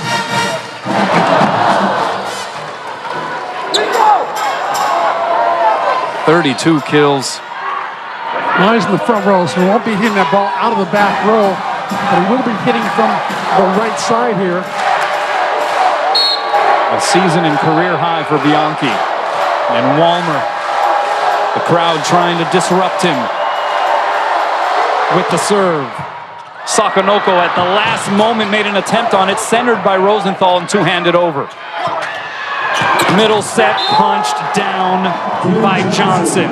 And UCSB, as they have done all match long, when it looked like Hawaii had some level of control, they have stormed back. Yeah, great set from Walmer to Johnson. And you know what's got to be encouraging for Santa Barbara there is that They're having their players who aren't getting set very much get set now, and they're ready. So a timeout taken by Hawaii. What a match we've had here, C-Mac, on senior night. Wow, and not a person has left, nor will they until after the senior ceremonies are over. That's another story in itself. Well, it's like playing another game afterwards. This is going to be a very emotional affair. There'll be a lot of tears. And it'll get very loud here when Spiros gets introduced. The only question is, what will the mood be surrounding the senior night festivities? Will it be one of melancholy, sort of bittersweet, or will it be an all-out party celebration? That remains to be seen. Let's check in with Ryan. Hey, thanks, Kono. Well, speaking of emotion, there's a lot of emotion on both of the sidelines here for Hawaii. Of course, the players just being really energetic. That yellow card was actually issued to Keone Thim for over-celebrating and then having a little exchange with the upper ref. And so they're making sure to contain Keone and not make sure that he lets his emotions get the best of him. On the Santa Barbara sideline, these players are also fired up. They said, if there is ever a time that we can beat Hawaii, this is the night. This is our chance to finally win one here. Recognizing that in the past they've struggled against this Hawaii team, seeing that this may be their opportunity. Back over to you guys. Thanks a lot, Ryan. Yeah, the chum has figuratively been in the water here since the injury to Spiros Hakas. We had CSUN that hadn't beaten Hawaii in a long stretch. UCSB hasn't been able to defeat Hawaii in now what is 17 straight matches, trying to change that and break through, and the opportunity never better, at least in recent years, for a team like the Gauchos. Absolutely. And they got a server back there now, Jack Walmer, who knows this arena quite well, always serves well in this arena. We'll see how he does after the timeout. 9 serving 10. Diving pass there by Thim. High ball out to Sakanoko. Rattles it off the block. The save there by Glenn. Here's Bianchi. Blocked and roofed. Access denied. Set just a little bit tight to the net. From Walmer, he gets the very important 11 points. Now you got to watch. Getting the points from 10 to 15 are really hard. And Kevin Calling brought in to serve in a key spot here in the 5th.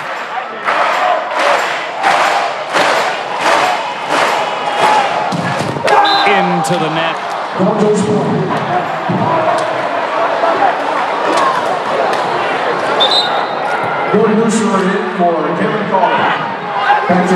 Charlie Wade playing his gut feeling there, putting Calling in for Neusterer to serve. Didn't pay off on that occasion. Hawaii's still up 1.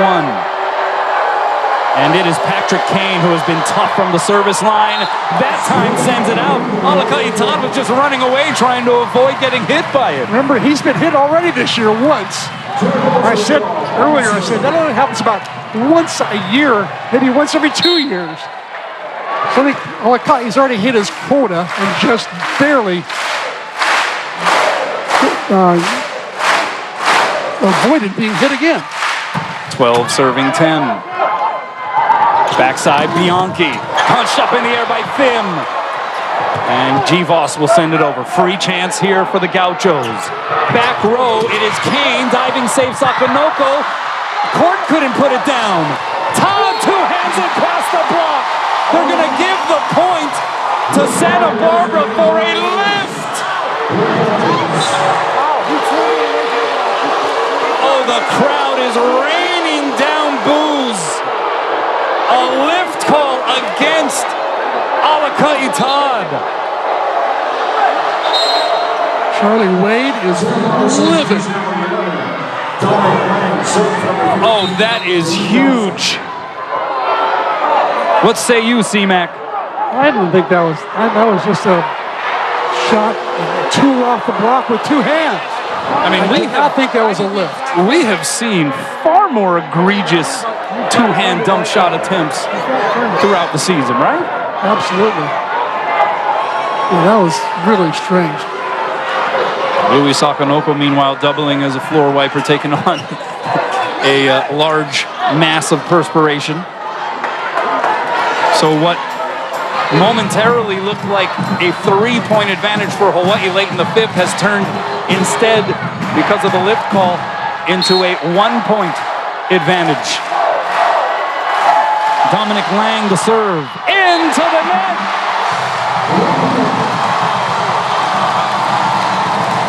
Every point so crucial between 10 and 15. Hawaii inching closer to that 15-point mark. So here is Sakanoko. Here's a ball that I think needs to go in. He didn't need to go for aces here. He needs to go in. 13 serving 11. Oh, what a serve. What a pass by Court. And Bianchi is blocked, but he knuckles it over. Choi with the set. Goes to Thim. 3 blockers up. He gets it down. Hawaii has Aloha ball in the fifth.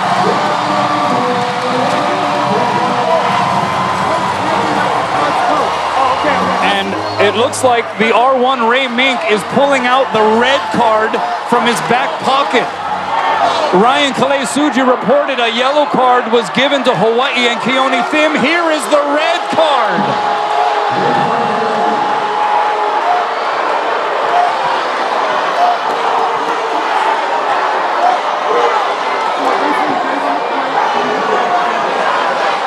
Red card will go, the point, I think, then will go back to Santa Barbara. Let's see what they're doing.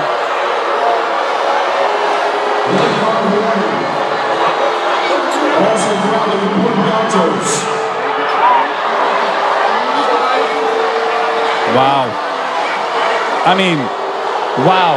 In an emotional 5-set match on senior night, they're going to pull a red card saying that Hawaii was over-exuberant, specifically Keone Thim. That was crazy.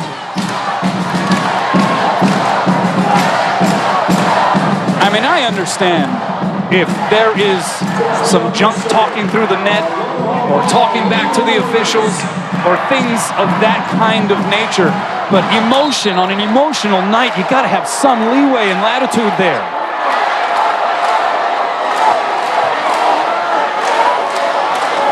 I thought that Hawaii would, as they say, they lose the ball, and Santa Barbara got the point.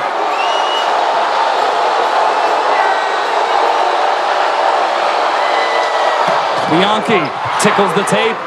Rosenthal outside. Thim! And this one is over!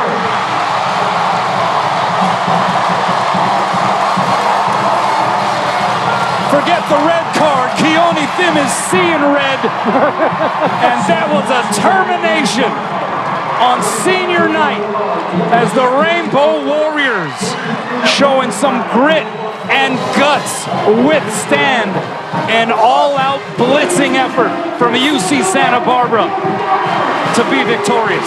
So you think they'll change the mood for the senior ceremony? Just a little bit? The celebration is on. What a finish.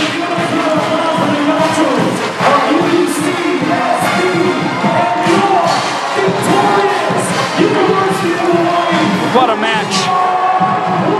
An instant classic. Hawaii appeared to not have its best stuff for a good stretch of this match. Jess Bianchi appeared to have his best stuff with a career high in kills. And in the end, in a decisive fifth set, Hawaii just narrowly pulling it out.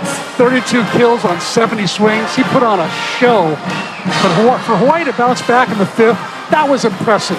They put strung a lot of good points together and found a way to stop Bianchi a couple times, and they kept their serves in. They did a lot of good things in that fifth set. Bank of Hawaii presents the players of the match. Let's take a look. Jess Bianchi, 32 kills, career high, hit 300, 8 digs, 2 blocks, and an ace. And of course, got to give it up to the seniors. Chaz Galloway, Spiros Hakas, Austin Buchanan, Alaka Itad, Kevin Calling, and Guilherme Voss. We're going to await some reaction here from Charlie Wade. Scott Robbs is going to talk to him, but as you would imagine, a lot of emotion in the building on a senior night. a competitive ball game. Stick around, coming up in just a few minutes. And it seemed as though Hawaii was being held to a certain standard underneath those circumstances that may have not necessarily been realistic when you consider everything that was surrounding this. Yeah. It didn't help to have controversy from the officials in the end either to add to the mix of all the confusion. Here's somebody else that's seeing red right now, Charlie Wade. All right, let's check in. Scott Robbs is with Charlie Wade. Coach, congratulations. Entertaining match. The fans got their money's worth. But what was up with all the cards? I don't know. I'm so pissed right now. I can't even think. I have no idea what happened in the third. Anyway, thanks for asking the question, but I can't answer it for you because I have no idea. What'd you think about your team tonight?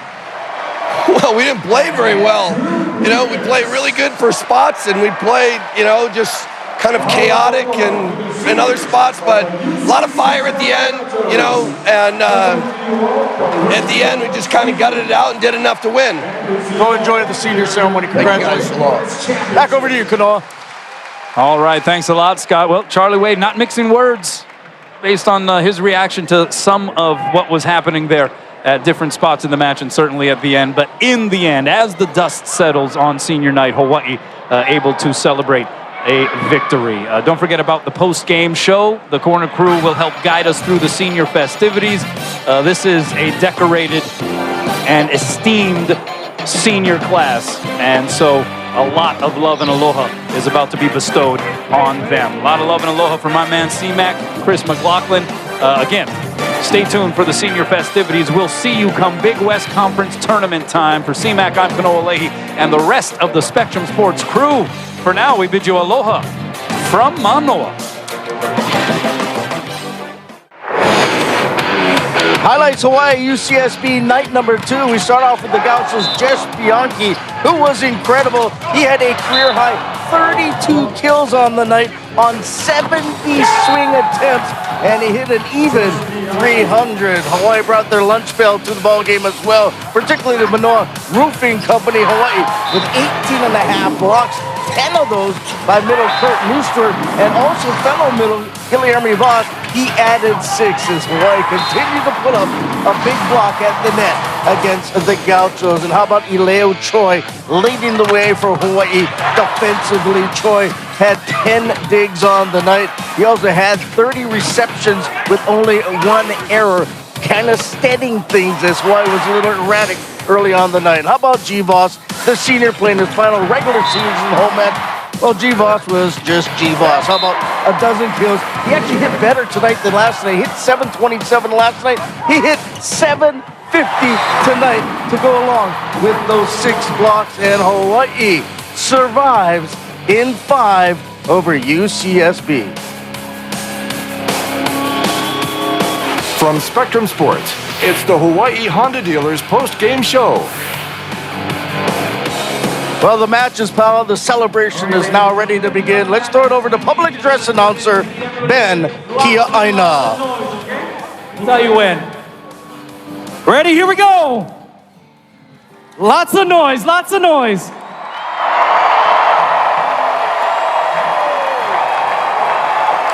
Volleyball fans, tonight we are thrilled to recognize a senior class who will leave this university as the winningest in program history. These seniors not only endured a pandemic-shortened season, but went on to appear in 3 consecutive NCAA title matches, including back-to-back championships in 2021 and 2022.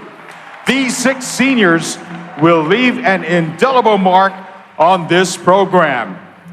Here to present our seniors with their senior plaques, representing the University of Hawaii Federal Credit Union, our Vice President of Information Technology, Everett Himada, and Vice President of Human Resources, Ashley Lopes, along with University of Hawaii Athletics Director, Craig Angeles, Associate Athletics Director and Senior Women Administrator, Lois Manning, and Head Coach, Charlie Wade and staff.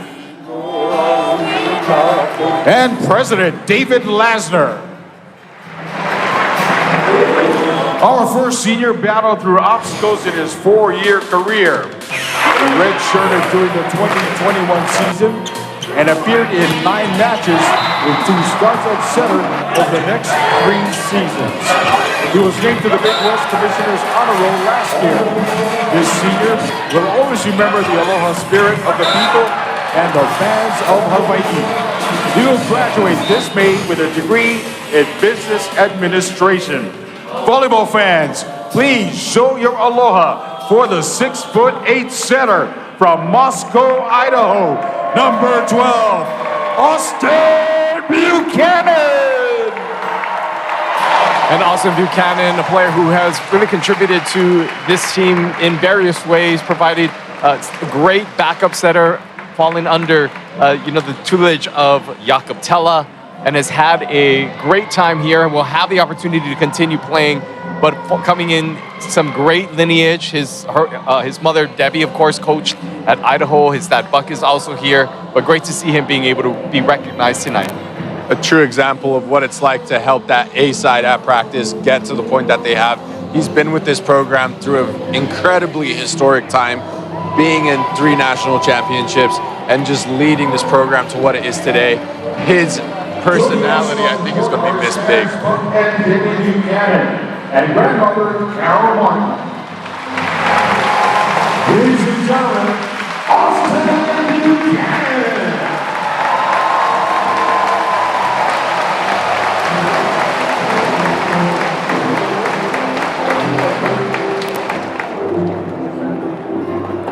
Our next senior is a graduate transfer from Lewis University, where he was a 2-time ABCA All-American. This year, he has served an important role of serving specialist and backup setter and has appeared in 14 matches. He says although he was here for only 1 season, he made a lot of memories and friendships that will last a lifetime. He will receive his graduate certificate this May in conflict resolution. Volleyball fans, let's hear it for the 6'7" setter from Naperville, Illinois, number 16. Kevin Calling! Kevin Calling, who may have only played here for 1 season, but was an immediate impact player for this program, being able to provide veteran leadership in the locker room, someone who continually worked hard in the practice gym, in the weight room, and just served as a great role model for this team, especially with so many youth on this team, of what it looks like to succeed. A decorated player coming out of Lewis, an All-American, and as we said earlier, probably one of the most valued backup setters in the country. He will be missed. Really taking a leap of faith there this season. He's done an incredible job mentoring Trent Rosenthal throughout this season, and again, just a very big hard worker. He's in the gym grinding it out, and he still does.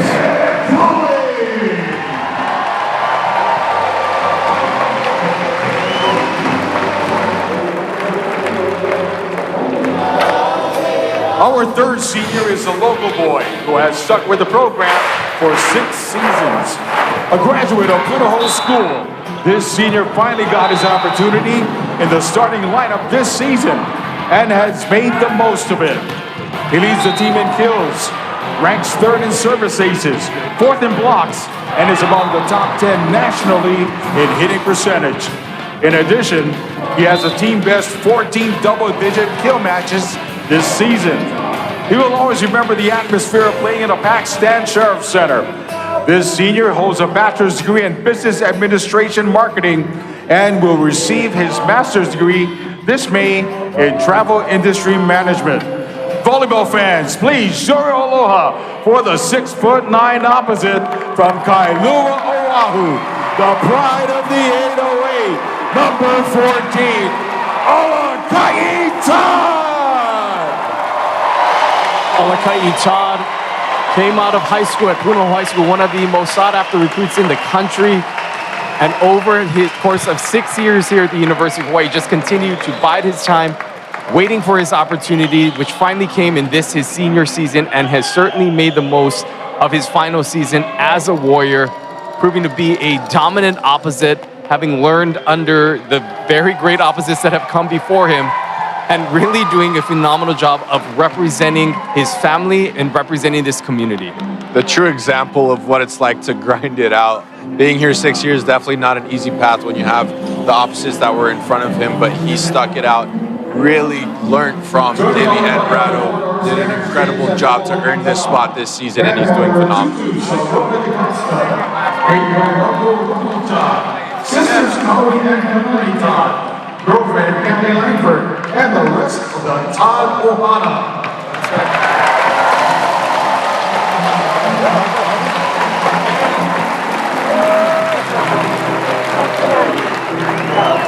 This next senior is known by one letter, G. A two-time ABCA All-American, he has enjoyed a successful 5-year career with the Rainbow Warriors and is well on his way to another All-American season.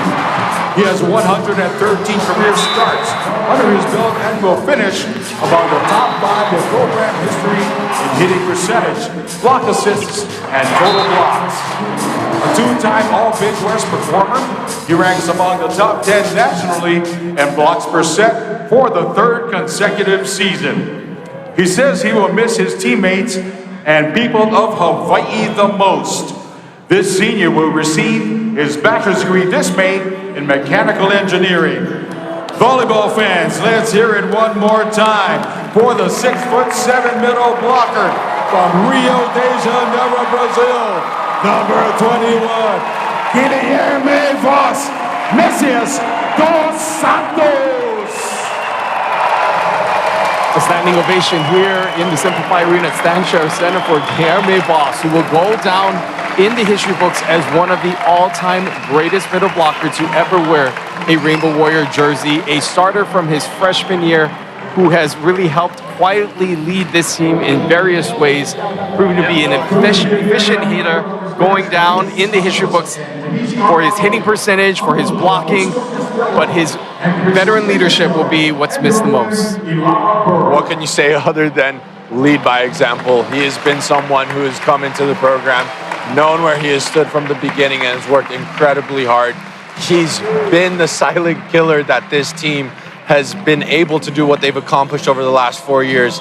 Not flashy, does his job, and does it incredibly well. He's going to be greatly missed. Our 5th senior has spent the past 5 seasons at Mānoa and is affectionately nicknamed Air Galloway. A 4-year starter and outside hitter. He earned ABCA All-America and first-team All-Big West honors last season. Known for his steady passing, he has also thrilled the crowd with his high-flying ability from the back row. He has started 88 matches over his career. He says he will always remember the accomplishments, battles, and hardships throughout the years and will hold them close to his heart. He will receive his bachelor's degree this May in communication. Volleyball fans, show your aloha for the 6'3" outside hitter from San Diego, California, number 1, Chaz Galloway.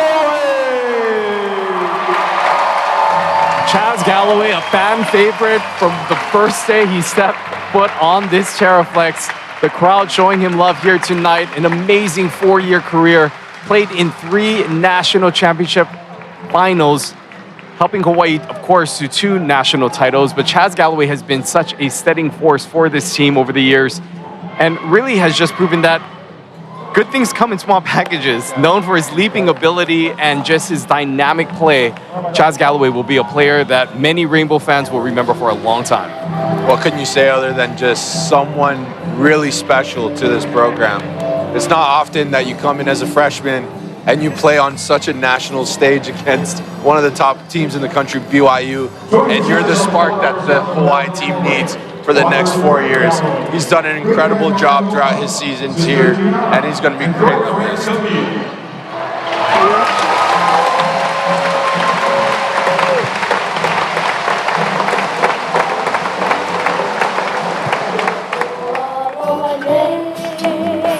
Our final senior will leave the program as one of the best to ever wear the green and white.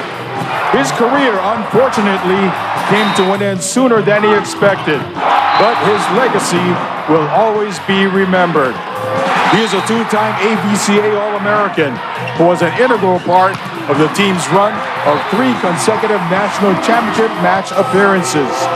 Prior to his injury, he was considered a National Player of the Year and Big West Player of the Year candidate.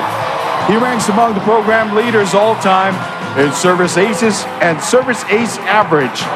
His favorite memory was winning the 2022 Big West Championship over Long Beach State right here in the Stan Sheriff Center. He will graduate this May with a degree in psychology. Volleyball fans, on your feet for the 6'4" outside hitter from Nea Smyrni, Greece, the Greek Freak, Captain number 6, Spiros Hakas. A special moment here in the arena. No doubt this is not the senior night that Spiros Hakas thought he would be having, but just to see the embrace and the way in which this crowd and this fan base has supported the senior through what has no doubt been a challenging time just shows the amount of love that they have for Spiros Hakas. He will go down in history as one of the all-time greats, being able to contribute in so many different ways, offensively, of course, having such a stellar start to his senior career, known for his serving, known for his passing. There's so many attributes that he was able to bring, but we really got to see the type of leadership that he brought in this his senior season, and a player that unfortunately won't get that National Player of the Year title, but a player that will be remembered here in Hawaii for a very long time. What can you say other than year by year, he's shocked all these Hawaii fans. You could not expect him to get better and better and better, but after every summer, he'd come back bigger and stronger. He's someone that's going to be greatly missed, and as everyone's mentioned, his name will be remembered for the next couple of years and decades as one of the greatest volleyball players that's walked through UH history. So 6 seniors honored here on a late Saturday evening after Hawaii goes 5 and picks up the win over UCSB. We'll take a break. When we come back, we'll continue the celebration from Mānoa on senior night.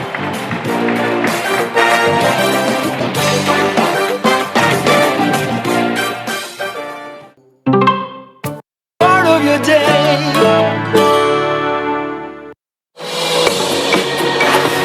Welcome back to the Hawaii Honda Dealers post-game show. Back in Mānoa, Hawaii goes 5, but picks up the win over the Gauchos of UC Santa Barbara here on a near sellout evening on senior night. We continue our celebration. We want to remind everybody to stick around after what's coming up next. We'll have some more thoughts from James and Ryan, but until then, let's enjoy the always fun senior end-of-year video. The support for volleyball here is unreal. And like the spirit of aloha, kind of like everyone was so welcoming. Yeah, and just the crowd was insane. I came for like some big BYU game, I'm pretty sure. Yeah, so it was just awesome, and no other place that I went to really compared to Hawaii in any volleyball aspect. On the court, I think we train really well here. I think I've improved a ton in my volleyball game. And off the court, yeah, I mean, I think something our coaches talk about a lot is, you know, raising like young professional men to go out in the world, and I really think I've matured in a lot of ways since being here, especially since my freshman year. So that's kind of been cool to look back and see that growth. Coming in as a freshman, you don't really know what to expect. You're just a young guy. You just try to do your job and your role, and I feel like over the years I've tried to, you know, add to my game, whether that be passing or serving or, you know, just defense. Like, what can I control and what can I do to get better? And I feel like I've really focused on that, and over the last 5 years I feel like I've done a lot better at that. I've met some of the most amazing people here, and I'm really gonna miss them and miss the culture here with the team. I know that going into the workforce is not going to be the same. I'm not going to be able to, you know, hang out with a group of guys around the same age that have the same beliefs and the same goals in life. So I'm really gonna miss that. And then the food, obviously, the food here is amazing. Can't go wrong with that. But yeah, definitely just the culture and the people here, because you can't really find that anywhere else. I've traveled and it feels like this culture here, the aloha spirit, is only here. Hawaii has such a unique fan base where you're playing for the state of Hawaii and not just the university, which is very cool and very great experience to be a part of. And so when looking at other schools or just going playing in professional, being a part of a unique experience was very satisfying. And of course you want to play more and be a part of it a little bit more, but the off the court and on the court stuff, very cool and happy to be a part of it. Being a part of an opportunity to represent a whole state of Hawaii and like knowing that everybody supports you no matter what, it's very cool to be a part of.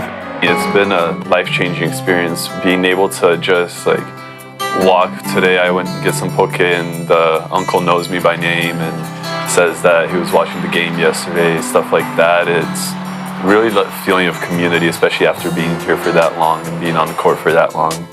That and being able to, with the past couple years, earn some titles for Hawaii has just been great. I think that one of the things I'll miss the most is being able to just have that one-on-one interaction with the fans. Everyone here treats you like family. That and the Hawaii weather is just unlike anything that you can get anywhere else. Kind of the main reason why I decided to stay home was definitely to be here with the fans and my family and friends, and just the wonderful coaching staff and culture that Hawaii Volleyball has built, and just being a part of a generational thing that has been going on with Hawaii Volleyball has always been one of my dreams ever since I've been playing at Punahou. And I'm just so thankful for Coach Charlie and my family and my friends and my teammates throughout the years who have just made this experience being on the team so wonderful and like enriching. It's really shaped me in becoming not only a better volleyball player, but a better person and a better contributor to the community. It's been a long journey here, and I'm really thankful for all the people that I've met. I said to myself that Hawaii was going to be my number one choice, no matter how many choices I have and what options I have. So as soon as Hawaii happened and I was able to come here, I had a feeling that that was the one that I needed to choose and select in order for my career, both in academics and sports, to be successful. And I think that I was proven right. I'm near to getting a degree in what I like. I've had some of the greatest moments in my sports career so far here in Hawaii. Playing with teams that were amazing in front of so many fans in the stand, just year in and out.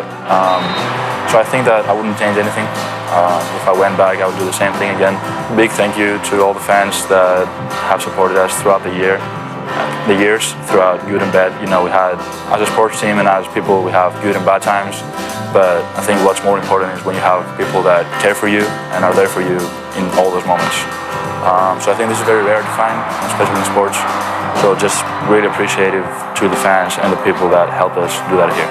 And then of course to my teammates and my coaching staff for supporting me throughout the years, no matter what.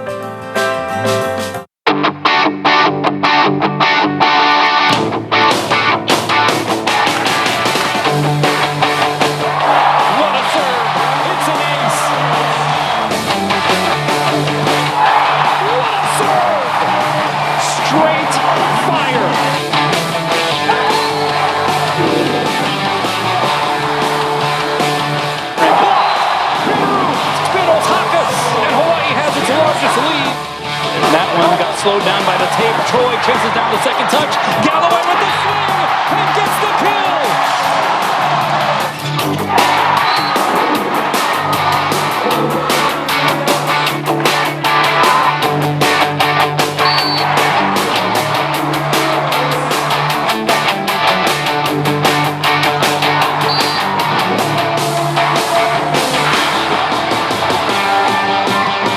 Little set.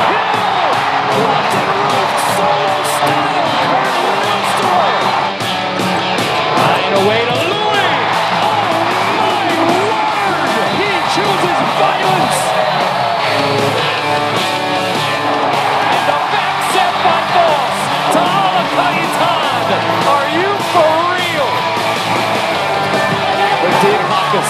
Advantage Hawaii. Hawkins right.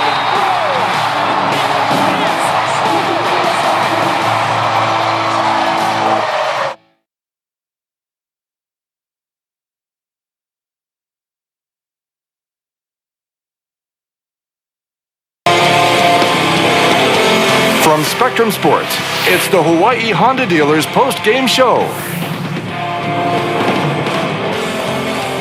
And welcome back to Simplify Arena Stan Sheriff Center. There you see a marathon senior night. Hawaii pulls it out in the fifth, 15-12 to complete the weekend sweep of UCSB. All right, let's take a look at the final numbers from this one. And there you see Hawaii with 57 kills. UCSB actually had 59. The hitting percentage is pretty subpar, at least for Hawaii, at 254, $194 for the Gauchos. Hawaii with a huge advantage at the net with 18.5 blocks, 50 digs, and the serving, 20 errors for the Gauchos, 19 for Hawaii. Scott, James, Ryan, it was an interesting match. It was kind of like being on a roller coaster. You weren't really quite sure when it was going to stop. When it did stop, Hawaii was able to win it. Yeah, this match had a little bit of everything. Yeah. I mean, we were looking at possibly heading home in set 3, and here we go to a set 5. Red cards coming out. There was a lot of emotion.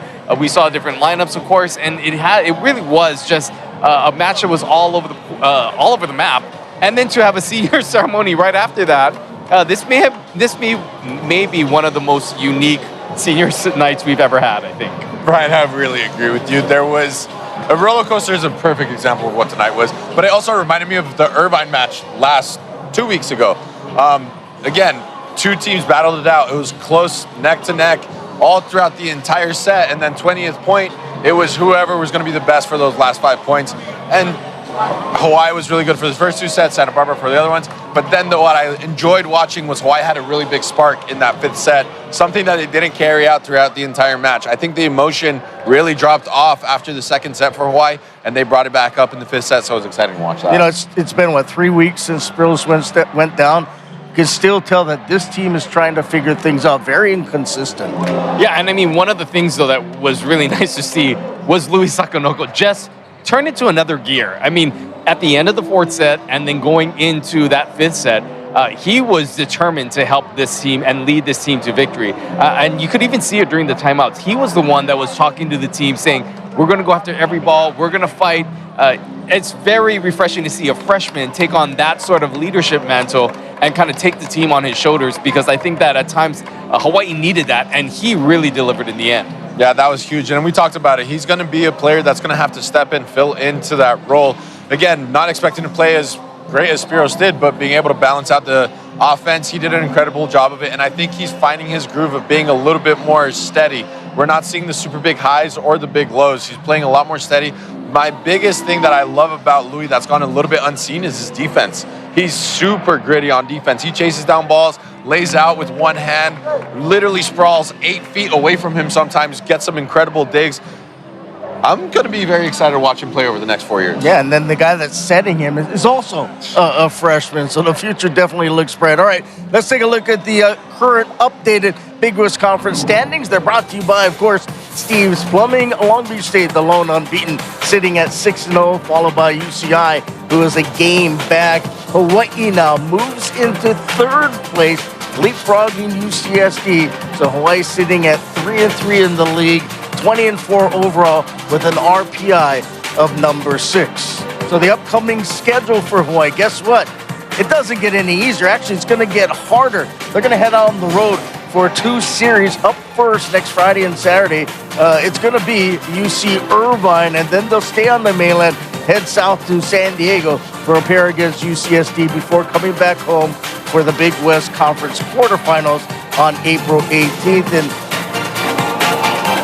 to be realistic about things, more than likely Hawaii will be playing in that first night. Yeah, I mean, I think when you look at what's ahead of them and just knowing the overall schedule, it's very likely that Hawaii will be either a 3 or 4 seed and will have to play in that first quarterfinal matchup, which they haven't in some time. And so we'll see how they make that adjustments, because then Hawaii will, if they make it all the way to the championship game, they're going to be playing 3 nights in a row against 3 very good teams. I don't think they ever have. I think since they started the Big West Conference tournament, I don't remember Hawaii playing in the quarterfinal. I think they've always had that bye. Yeah, they've been ranked number 1 or 2 going into the Big West season every single time since its inauguration in 2018. The big weekend is going to be next weekend for Hawaii. Those 2 matches against Irvine are really going to tell where they stand in the conference. And then after that, it's going to be in big tell of what's going to happen between Long Beach and Irvine. That will really set the tone. Does Long Beach stay in the number 1 position, or will they be a potential to drop? The Big West is going to be exciting because other than looking at the top 3, there's been a bunch of upsets. We can't take away of what Santa Barbara might do next weekend, what CSUN might do next weekend, and what San Diego might do. There could be another upset. And again, this is the most exciting year for Big West Conference play. Everyone tune in and watch. It's going to be pretty incredible. We know one thing. We'll have the Big West tournament in its entirety for you right here on Spectrum Sports, and we'll be here for all the Hawaii matches, hopefully Thursday, Friday, and Saturday. But first, I got to take care of business. It'd be nice to come away with a handful of wins on this road trip, particularly heading into the postseason, and more than likely a situation where Hawaii will have to win that tournament to get into the NCAAs. Yeah, it's, that's why it's kind of an odd night, right? Because all that we just talked about is still to come. Right. This is a senior night. We're going through the motions. People are getting lays. We're doing all this goodbyes, but there is a lot of volleyball left for this team and a lot more questions that need to be answered. I think it's almost like we're in the middle of another season that just began because of this injury, and this team is still finding themselves, and to be determined. It's exciting to see what comes next. It's unknown. In years past, we kind of just assumed everything. They played in the last 4 national title matches. I think we all got kind of spoiled. And so we'll just see what happens with this team. We'll go along for the ride. Guys, it's been fun for the regular season. I'll see you back here in a couple of weeks for the Big West Conference Tournament. Thanks again, and happy Easter to you guys, and happy Easter to all of you out there watching as well. That'll wrap things up for us here on this late Saturday evening. Special thanks to our terrific, outstanding, hard-working Spectrum Sports crew, and for my broadcast partners, Ryan and James. I'm Scott. Until next time, we bid you aloha and a good evening from Simplify Arena at Stan Sheriff Center in Mānoa.